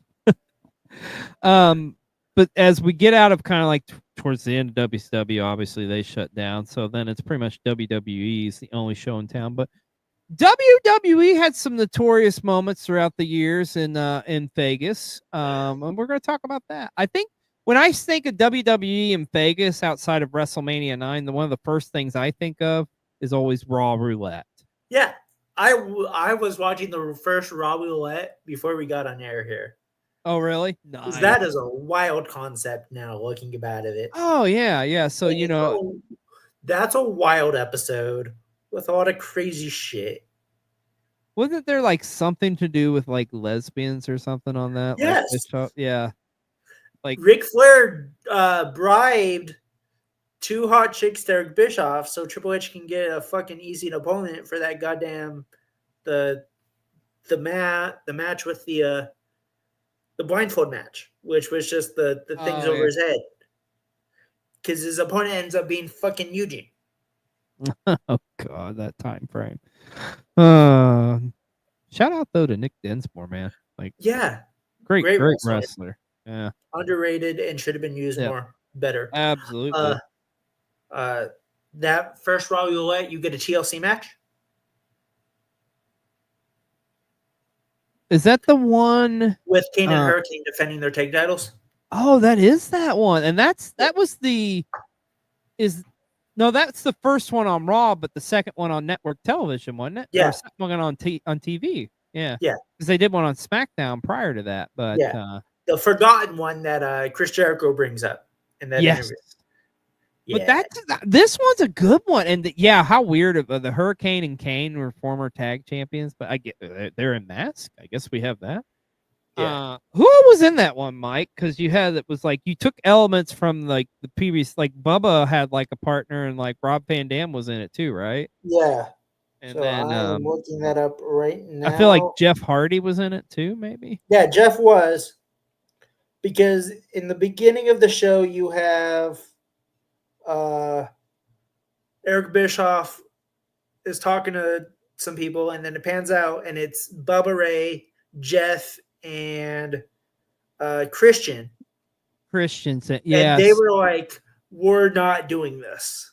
We've done this too much. We're not doing this again.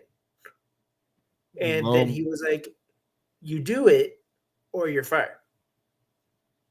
Like, oh, damn it.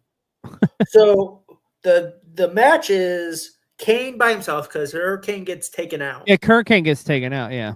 And then it's Kane versus Christian and Jericho versus Hardy and RVD and Bubba and Spike. Okay, that's what it was. Yeah. Okay. Nice.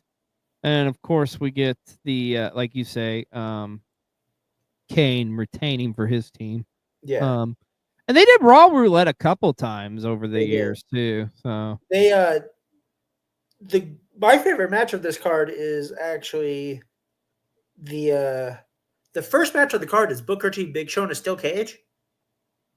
Like that's how you opened the show, and Booker T wins, but gets attacked by Jericho and bloodies him up. Damn you, Jericho. I remember too, if I remember, I think later on, like maybe a year later, the next time they go back to Vegas, they did Raw Roulette, and it actually was the first women's cage match on Raw, wasn't it? Yes. And I think it was Victoria against Lita, if I remember correctly. But they ran out of Vegas there a couple Raws where they would do like that was pretty much if Raw was in Vegas, it was going to be Raw Roulette essentially that was going on. Yeah. But that was kind of the big gimmick there. Now, looking at it from a pay-per-view perspective, the first next real big pay-per-view. It was Victoria Lita in that steel cage. Oh, okay, Victoria Lita in the steel cage. Okay. Because you had that, you had Sergeant Slaughter versus Randy Orton. Oh God, the Legend Killer match. Oh man. And then you had Goldberg versus Triple H. And then you had Mark Henry versus Booker T in a street fight. And that was after Booker T turned down Teddy Long's invite to that weird racist group that he had. Oh God, with Rodney Mack and Jazz, right? Yeah. And Chris Nowinski. Yeah. It was a weird thing. It was a weird thing. It was a thing. It happened. But no, if you look at the history of WWE as far as like from a pay-per-view perspective, we all know WrestleMania 9. But the next kind of big pay-per-view that would come there, they wouldn't get it until 2001, and it was a big one because it was the go home essentially to WrestleMania 17, which is notoriously one of the greatest WrestleManias of all time. No Way Out 2001. Yeah. Which had a tremendous double main event. Of course, you have The Rock defeating Kurt Angle for the WWF Championship. But the big one was the 2 out of 3 falls or 3 stages of hell matchup with Triple H against Stone Cold Steve Austin. This was like the kind of like the end of their big, or the first run of their big rivalry, really. Yeah. Because you start off with a singles match, then you have a street fight, and then a steel cage. And then ultimately, Triple H would defeat Stone Cold, which is interesting because going into this, like, you know, Stone Cold was guaranteed a shot at the WWF Championship in the main event of WrestleMania. So a lot of people wouldn't think like he'd, you know, lose momentum, but lo and behold, Triple H would win the rivalry, win that matchup, which is, I don't think a lot of people kind of forget that for whatever reason. I think mainly because like we go next into we get to the Austin winning the WWF Championship, that unholy alliance with him, and then of course Triple H they would go. I was going to say, yeah, you have them feuding, and then a couple of months later they're tag teaming and running ramp shot with Vince. Yep, it was a different time. Yeah. Also on this show, you get like one of the weirdest, I think, not weird, but just like the combatants, and it's like, okay, that's kind of definitely during a specific time frame in the Attitude Era. Triple threat match for the tag team championship in a tables match. It's the Dudleys defending against the Brothers of Destruction, Kane and Undertaker, and then Edge and Christian. But also, I could have swore, and it's not on here listed, but I could have swore Rikishi and Haku were in that match somehow too. Maybe they attacked the Brothers of Destruction. They attacked someone. Yeah. It's just like Rikishi and Haku. Like Haku, yes. Haku had a very brief run there in the Attitude Era. I think a lot of people forget about. In 2001, because he had some great matches with Ron Killings. There you go. Also on this show, you get the infamous Stephanie McMahon against Trish Stratus matchup, because there was that whole like rivalry between those two, as Trish was working as the aide to Linda McMahon and whatnot, and that whole weird stuff where she was banging Vince and she's banging Vince like a dog. Ugh. Yeah, she's banging Vince behind Linda's back, but then being an assistant to Linda, it was a weird. Yeah, 01's a weird year. Yeah. You have a great intercontinental. I was gonna say, what about this fatal 4-way for the IC title? Chris Jericho defending against Chris Benoit, Eddie Guerrero, and X-Pac. Underrated match. Yeah. That era in IC title is a very underrated era. Yeah. I always say the early 2000, late 2000, early 2001 underrated era, along with the mid 2000s like 0506 era, with like the Carlitos, the Shelton Benjamins, and the Johnny Nitros. Don't get talked about when it comes to that IC title. Yeah. You have Big Show versus Raven for the hardcore championship. Yeah. Which Raven at this time frame is the hardcore champion, like the stuff he every was other week. Yeah, it was. He's a guy that once again during this time frame, Raven don't get nearly as much love as he should, man. Raven was killing it. Now we go several years later as we go to the once again No Way Out would return to Vegas. The 2008 rendition would come there. And this mostly known for the Elimination Chamber matchups as we were going into WrestleMania 24 that year. So, and I think the biggest moment on this, really, no pun intended, was the Big Show returning. As the Big Show returns and confronts Floyd Mayweather, and this sets up their match for WrestleMania. Of course, it's the infamous where Floyd punches him, breaks his nose, and Big Show wants to fucking kill him. It was a wild situation. I remember that as a high schooler being like, oh, he actually hit him. He did. He actually tried to knock him the fuck out. Like, somebody should tell Floyd that this is not a shoot. It's like, nope. You also like on the show, of course, at this time frame, No Way Outs were most known for the Elimination Chamber matches, and you have two of them, of course, with the winners going on to face for their respective championship at WrestleMania that year. Now, for the World Heavyweight Championship, which was primarily defended on SmackDown at this point, The Undertaker listen to this. This is a weird. I looked at this and I was like, oh, there's two guys in this match that I forgot were in the world title picture at this time. Yep. So you have Undertaker won it, but he defeated Batista, Finlay, MVP, the Great Khali, and Big Daddy Fee. Yes. I forgot they tried to put Big Daddy V, aka Viscera, in the world title picture. They did. All the years as being the world's largest love machine, they're like, all right, let's make him a monster heel and like show his nipples. It didn't work. He managed by a teacher. Yeah, it didn't work. 2008 was a weird time. This is where they fought. This is when I knew the ECW brand was dying. Oh, because Big Daddy Fee was on the ECW brand at this time frame too. It wasn't that, but it was who. Oh, you're talking about the championship match? Oh, yeah. Because I love the Guerrero family, but Chavo as a champion. Oh, speaking of the Guerreros, I forgot to mention this. Did you know who trained the Glow women on the show? Chavo. No, Mondo. Oh yeah, that's right. In real life, yeah, Mondo, and then on the show, Chavo ended up training. But in real life, come full circle. For the company, it was Mondo. There you go. Yeah, the Guerrero footprint all throughout the gorgeous ladies of wrestling. Now, on the flip side of this, as far as chamber matches, for the WWE Championship match at WrestleMania that year, you had Triple H would defeat Jeff Hardy, Shawn Michaels, Chris Jericho, Umaga, and JBL. To get a championship. Also, this was kind of the weird year too, where John Cena had won the Royal Rumble. He came back, and then he decides he wants to cash it in against Randy Orton at No Way Out. Of course, he beats Randy Orton, but by DQ. So there's that whole story. You also had Edge retain his World Championship against Rey Mysterio on this show. This was also that time frame where you had if Ric Flair lost, he had to retire. So he has match with Shawn at Mania.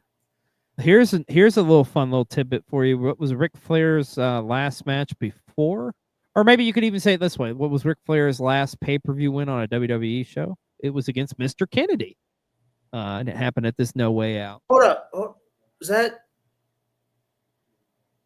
As far as a pay-per-view, No, read the comments.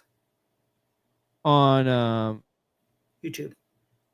oh I let's see it. Oh, hello, I can't tell if Jacob that's.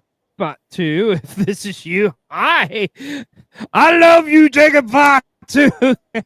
I don't know if that's really you or if that's a fan account, but yeah. Either or. Hello, and we love Hi. you, Jacob Bot 2. I can't. The name just shocked me. My bad. Yeah, it's all good. I was just like, oh, I didn't see that. So as far as big moments and stuff that happened, this next moment is one of the most talked about moments in pro wrestling history. And it's just fascinating to me, Mike, because I think a lot of us forget this actually happened in Las Vegas. It's the pipe bomb.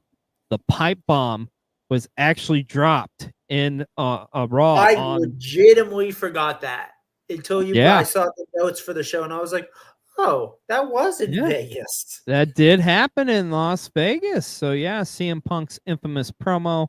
I mean, we could talk about that at ad nauseum. What more is there to talk about with that? You know, I mean, it's the definitive. You could easily say probably the most definitive moment in Punk's career. Which changed his trajectory. At least in his WWE career. Yeah. And I think it's what everybody knows him for. I mean, it's just it's Punk being Punk, but it being himself. And that was the thing at this time frame, though, in the WWE when this happened. Like, that everything was so scripted. It was just like, oh my gosh, this is something unexpected and off the cuff, and I wasn't expecting that. Yeah. Fascinating. But yes, it did happen in Vegas. Another thing is we got to talk about, what about the Mae Young Classic final? The very first one took place in Las Vegas back in 2017. Tremendous final matchup as you got Kairi Sane against Shayna Baszler, which they had such a great rivalry too. They did. Absolutely loved watching them in ring. They were incredible. So that did take place. Of course, Kairi Sane winning the very first Mae Young Classic. Like I say, tremendous moment. Now, the next kind of big shows that take place in Vegas, as far as from a pay-per-view perspective, is we get a couple of Money in the Bank shows. Which this one in 2016 it's an interesting footnote on what happened in this show, right, Mike? Because literally, this is the only time in WWE history where in one night span, all three members of the Shield held the WWE Championship. Yes. Because you get, of course, earlier in the night, Dean Ambrose had won the Money in the Bank contract, the men's, that is. And then, of course, you get in the main event, you have Seth Rollins returning from his injury, going up against Roman Reigns. Of course, Seth defeats Roman, who is the WWE champion at the time. And then you get Dean Ambrose coming in, cashing it in. And just, I remember that pop, man, there at the T-Mobile Arena. Oh my God. It's like one of the best cash-ins. I know John hated a lot of his time in the WWE, but that pay-per-view in that moment is phenomenal. Oh my God, yeah. It's incredible, dude. And the Money in the Bank ladder match was great too. The men's that year, you had Dean Ambrose, Alberto Del Rio, Cesaro, Jericho, KO, and Sami Zayn. Also on the women's side of things, or no, I'm sorry, we'd get the women later on. The rest of this card, though, like there's one match I think of importance we got to talk about. And I think this was the first time they met one-on-one, I believe. AJ Styles and John Cena. I think so. And this was like the start of their rivalry, which they had such a good rivalry during this time frame. And it was kind of a huge shocker at the time, but AJ Styles defeated John Cena clean. And you get kind of this big run with AJ, and it's kind of like the house, SmackDown becomes the house that AJ Styles built, all that stuff. Yeah. We're going on 10 years of him being in the company, by the way. AJ, how weird is that, dude? Just it doesn't feel like it. But Because he came in. Was it? No, we're still a couple years away because he came in. What year did he come in? Because you can give I a think document. I think this is his first year. I thought was AJ. Yeah. I thought 2000s this So 16. So we 2016. have. But So still though, it's hard to believe AJ 8, Styles has been there almost a decade. yeah, 8 years is wild. Yeah. I just like time flies when you're having fun, man. But the rest of the card, it's kind of like it. It feels like a fucking I main event legit don't remember show at any of these best. matches. None It's of these pretty bad. matches. There's a It's tag match on here that looks amazing, and I might have to go rewatch it. it's There's but a tag match of the New Day defeating Enzo and Cass, Gallows and Anderson, and the Vaudevillains. I might have to go find that. I don't remember anything really coming from that match, to be honest with you. I mean, like I say, on paper, it's kind of like, you know. But we fast forward years later to the 2022 rendition of Money in the Bank, which comes back to Las Vegas. And of course, I think this show mostly known for Liv Morgan getting her first real kind of shining moment in the WWE, which at the time, which is weird to say now because Liv Morgan's been on such a dominant run this year. But there was a time frame where like Liv Morgan was just like an underappreciated talent, and this was like her big moment to shine. So she wins the women's Money in the Bank matchup by defeating Alexa Bliss, Asuka, Becky Lynch, Lacey Evans, and Raquel Rodriguez and Shotzi. That was very much out of like after like what are the two girls she was in a faction with? Then Ronda Rousey. Oh, you're talking about the Riot Squad with Ruby and Sarah? Yes. So this is kind of her first. Yeah. Foray. And then you get Ronda Rousey later in the night would defeat Natalya to retain her women's championship. But then Liv Morgan comes out, cashes in, and beats Ronda Rousey. And the thing is, what's fascinating to me, if you look back, like in the history of Liv Morgan, great. Oh my God, yeah, it was huge. But also like the fact that Liv Morgan pretty much owned Ronda Rousey in the WWE, which is crazy to think. Beat her 3 times, twice, something like that. Yeah. Man, you talk about a hell of a tag team title matchup. The Usos going up against the Street Profits. That's a great match on this show. It is. Also, you get Bianca successfully defending her women's championship, her Raw championship against Carmella is on this show as well. Bobby Lashley would defeat Theory for the United States Championship on this show.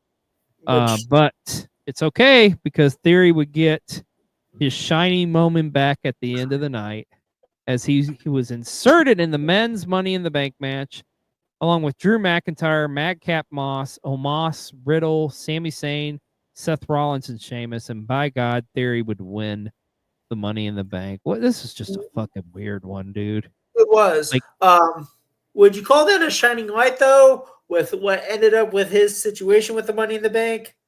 Because, that shit went nowhere. Let's put this on blast right now. Was that the worst cash-in of all time? One of them. It was definitely one of them. Yeah, I think so. I totally think so. Now, when we fast forward here later on in WWE, I just want to say, on Wikipedia, it says Seth freaking Rollins. Oh God, yeah, we were in that time frame. We're kind of hopped around here a little bit because but we kind of wanted to tie the Money in the Banks together. Because I think the first real big like time event WWE did in Vegas outside of that WrestleMania 9 years later, SummerSlam 2021 took place at Allegiant Stadium, which is where WrestleMania will be taking place. WrestleMania 41 this upcoming year. So, but this was a big stadium show. And this was kind of like if I remember correctly, Mike, I think this is the first big stadium show after the pandemic, honestly. Outside of, yes, you did have that WrestleMania in Tampa, but this one was like the first real, When like, everyone okay. was allowed and it wasn't limited. Yeah, it was a solid show too. The big main event, big time main event with Roman Reigns defending the WWE Universal Championship against John Cena. Of course, Brock Lesnar returning at the end of the night for that one. God, I forgot this even took place. Bobby Lashley defending the WWE Championship against Goldberg. Yeah, I purposely forgot. Forgot that because, like, gross. The Edge versus Seth was probably the match of the night by yeah. far. Edge defeating Seth Rollins in a hell of a one-on-one matchup. Charlotte Flair defeating Rhea Ripley and Nikki ASH, who was the Raw Women's Champion at the time, which a lot of people forget about that. You got a battle of three-man band, baby, with Drew McIntyre and Jinder Mahal. Damian Priest won his first singles championship on the main roster on this show. We beat Sheamus for the U.S. title. God, I forgot about this too. Alexa Bliss and Eva Marie. This was like when they brought Eva Marie back and they had her with Dewdrop. Yikes. Oh, I forgot that was a thing. I hate that. I want to puke. And then, of course, you had RK Bro in the opener going against AJ Styles and Omos, defeating them for the tag team titles. But I think the big shocker, the big moment on this show that night was the SmackDown Women's Championship match, as it was set to be Bianca Belair, I believe, was set to defend against Asuka, if I remember correctly, and she was hurt. So then they teased that Carmella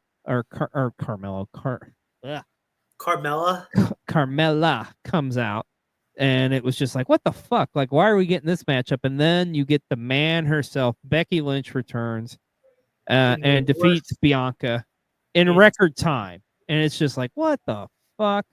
Yeah. At the time, it was kind of bullshit. But now, if you look back at the history, though, the story that Bianca and Becky told throughout the next year, though, they had some solid matches. They did. But I've never been that night thinking like, oh, I thought they were burying Bianca. Yeah. But no, it was But that is just some of the highlights of WWE's stamp on Vegas. But I think we got to talk about AEW too here, Mike, because they've got some rich history there in Las Vegas as well. I mean, shit, their first pay-per-view takes place in Las Vegas with Double or Nothing 2019. And of course that show, my God, that infamous matchup with the brothers going at it, Dustin Rhodes and Cody Rhodes. I mean, my God, man, that match, oh, it's so fucking good. I will stand on this hill. I still think that's my favorite AEW match of all time, is Cody against Dustin. Just a tremendous, the storytelling in that, and then just the whole, like, the stuff at the end where it's like, I need my brother. Oh, my God, so good. Of course, also you get Chris Jericho defeating Kenny Omega kind of in a rematch from their Wrestle Kingdom matchup, and thus Jericho earning a shot for the inaugural AEW Championship matchup that would happen at All Out. But the big moment you get at the end of that is Jon Moxley making his AEW debut. That's my favorite moment in AEW history. Oh, yeah. Oh, dude, that's the tremendous moment. Also, you've got, of course, the Young Bucks. The Young Bucks and the Lucha Brothers for the AAA World Tag Team Championship takes place on this show as well. And then the first women's matchup in AEW history was with Britt Baker going up against Nyla Rose, Smiley Kylie Ray, and a surprise Awesome Kong took place on this show as well. Yeah, that's where they tried to put Awesome Kong with Cody Rhodes' faction. The Nightmare Factory faction did not work well. No. It was, hey, we get some winners, some losers, and yeah, that wasn't the best, but what can we do? Now, specifically Double or Nothing was supposed to be a Vegas event every year. of course, COVID happens, and Double or Nothings have to take place in Jacksonville for a little while. But they would return to Las Vegas a couple years later, of course, with the 2022 Double or Nothing take place. And of course, this is the infamous CM Punk Hangman Page matchup for the AEW Championship's main event on this show. Of course, Punk winning his first AEW Championship takes place. Also, too, I think this was the debut of Anarchy in the Arena, because they had already done Stadium Stampede. I think this was the first Anarchy in the Arena match. It was the Jericho Appreciation Society versus the Blackpool Combat Club. Yeah, which, man, that was a crazy-ass match. Great matchup for the women's title with Thunder Rosa defending against Serena Deeb. This is a solid show, honestly. Like I remember the triple threat. Like the last 3 matches on this show was just like they went hard, dude. Like Jurassic Express defending the tag titles against Swerve and Keith Lee, and then of course you had Powerhouse Hobbs and Ricky Starks. This also has the infamous Ethan Page and Scorpio Sky hanging out with American Top Team. Oh yeah, against Frankie Kazarian, Sammy Guevara, and Tay Conti. God, I already forgot about that one. You also get the finals of the men's and women's Own Heart Foundation tournament take place, with Adam Cole defeating Samoa Joe and then Britt Baker defeating Ruby Soho. Hell of a 6-man trios match with the House of Black going up against the Death Triangle. Awesome matchup. It doesn't feel like House of Black's been around that long. But they have. Yeah. Isn't that crazy? Also, you get a unique tag match at the time. The Hardys against the Young Bucks. Yeah. Which, I mean, they had done. Now, I remember, too, the opening on this was very, very pivotal. Wardlow defeating MJF. Yes. And that whole storyline. But the big thing behind the scenes was like how supposedly MJF was like, he didn't want to, he cut that infamous promo the next Dynamite about like pretty much fuck AEW, blah, blah, blah. And the whole behind the scenes of that stuff. So, but Double or Nothing 2022. And then you get the rest of them taking place too. Now, 2023 was an interesting one because you get the 4 Pillars 4-way matchup for the AEW Championship with MJF defending against Sammy Guevara, Darby Allin, and Jungle Boy, a.k.a. Jack Perry.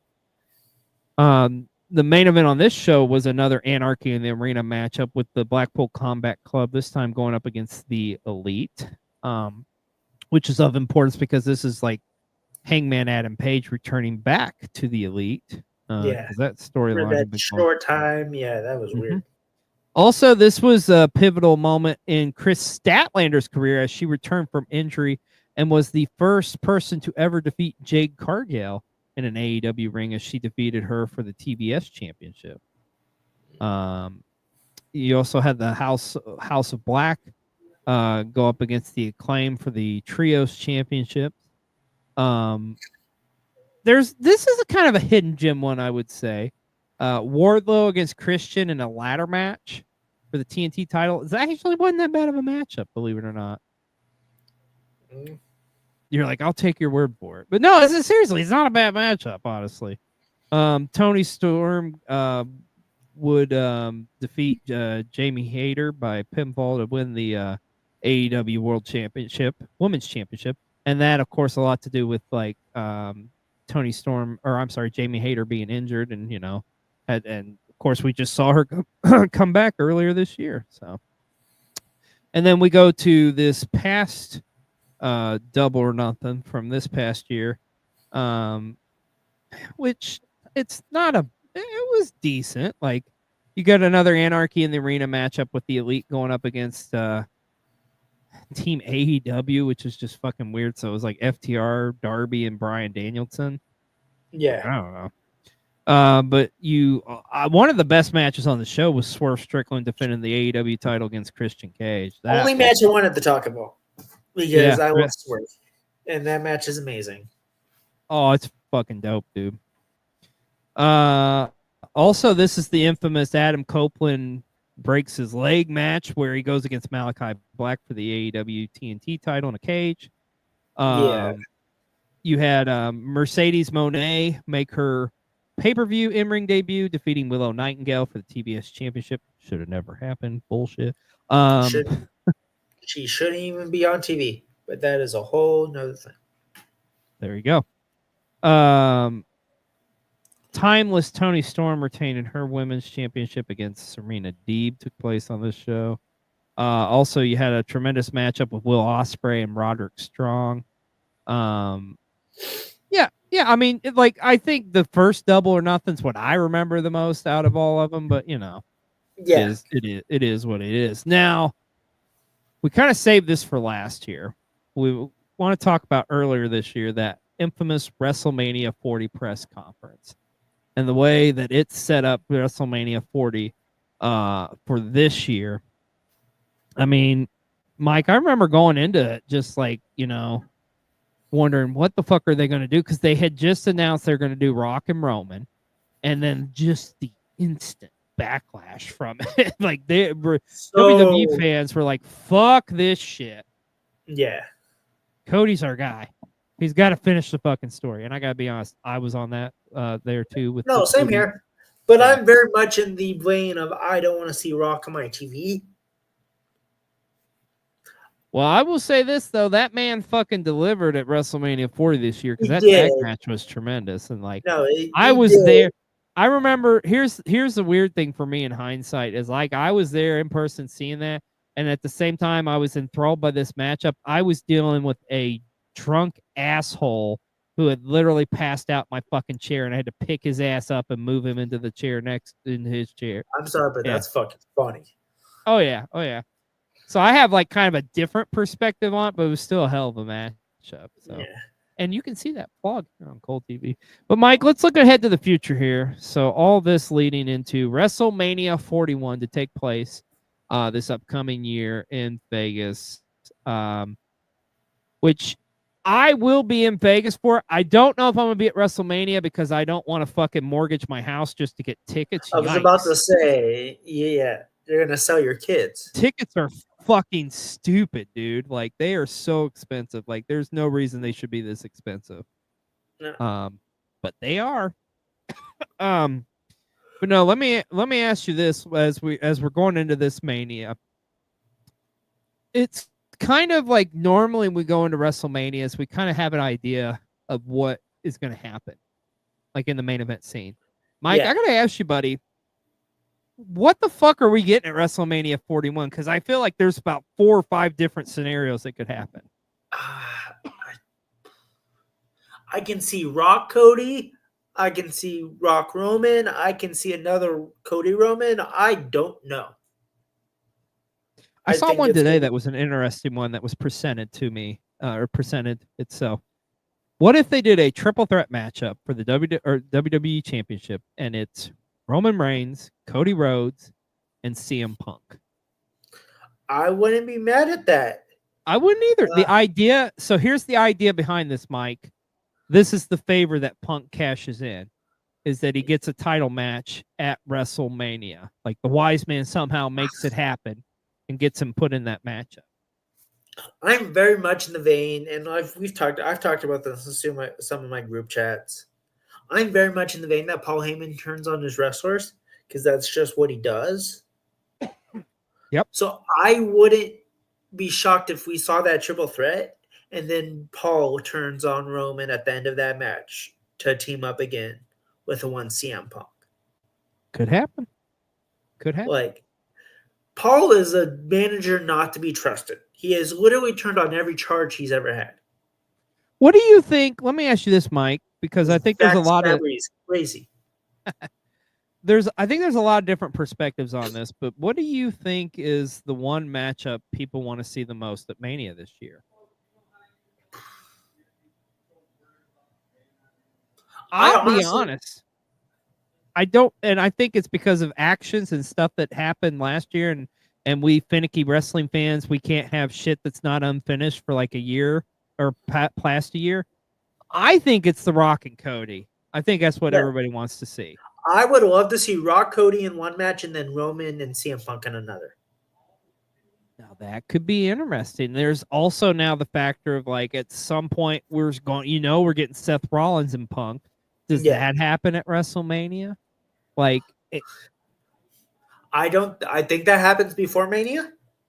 you think so? Good. Yeah. Because I very much do think that favor is something to do with Mania, especially with Punk's promo.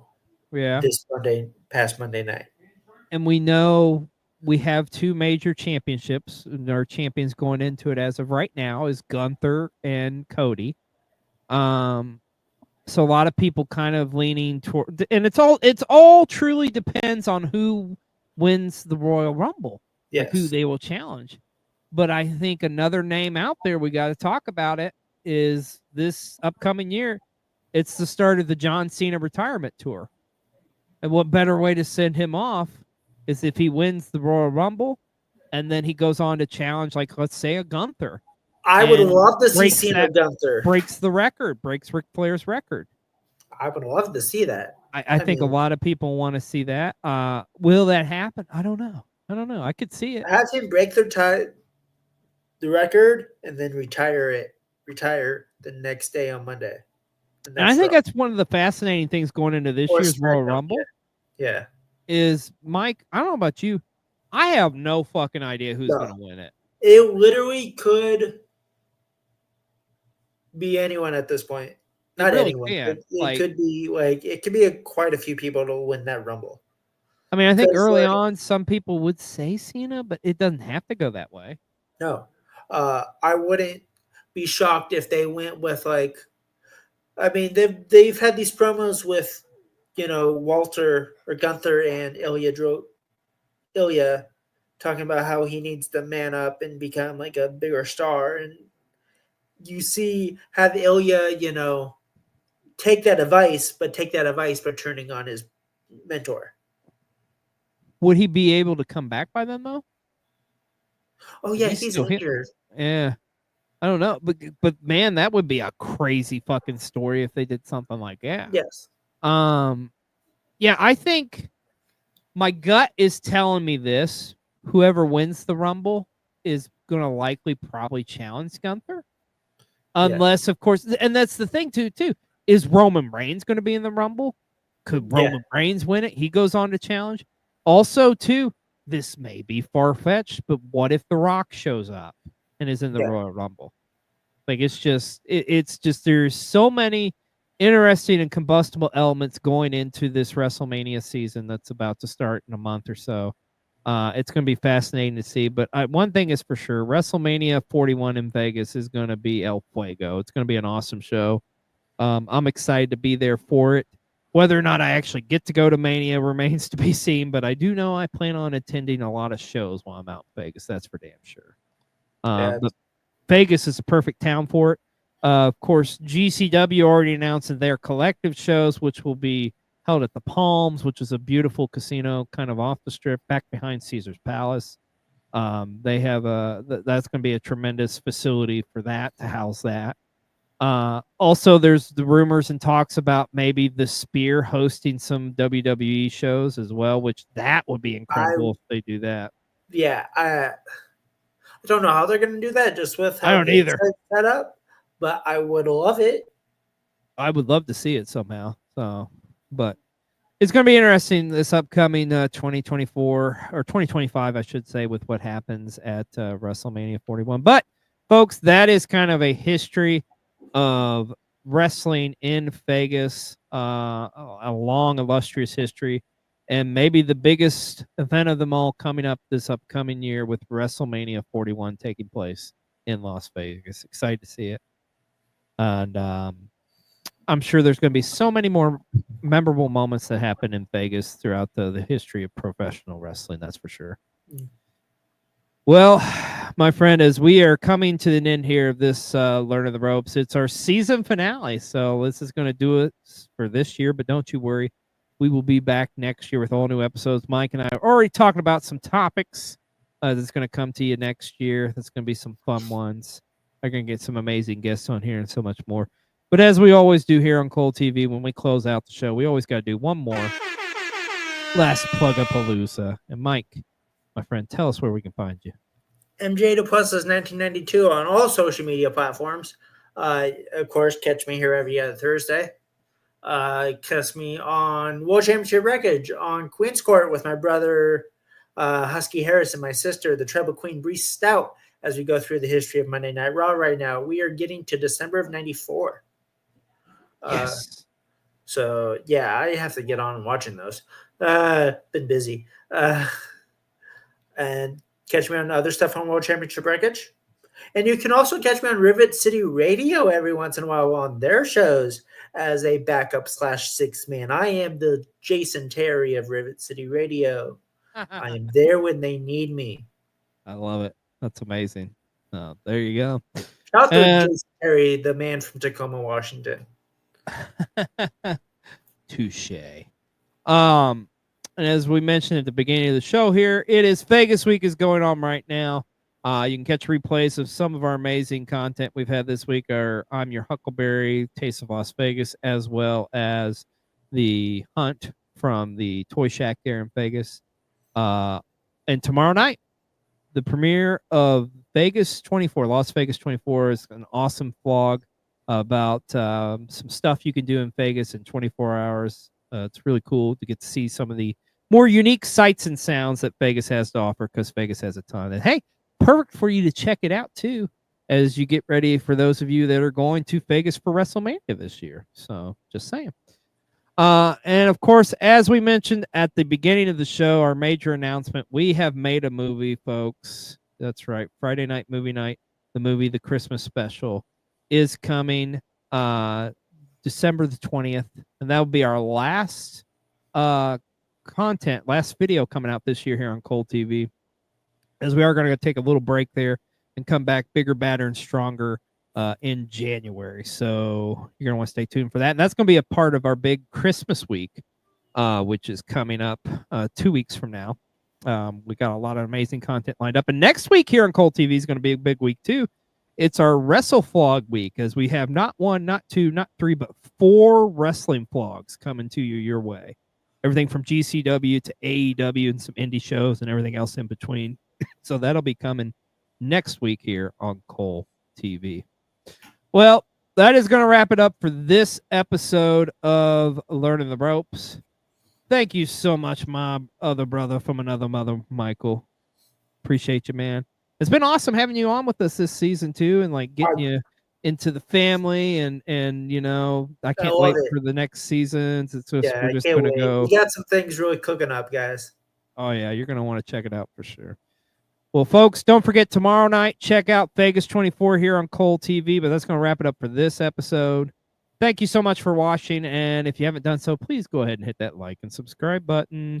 And we'll see you next season on another season of Learning the Ropes. Everybody take care.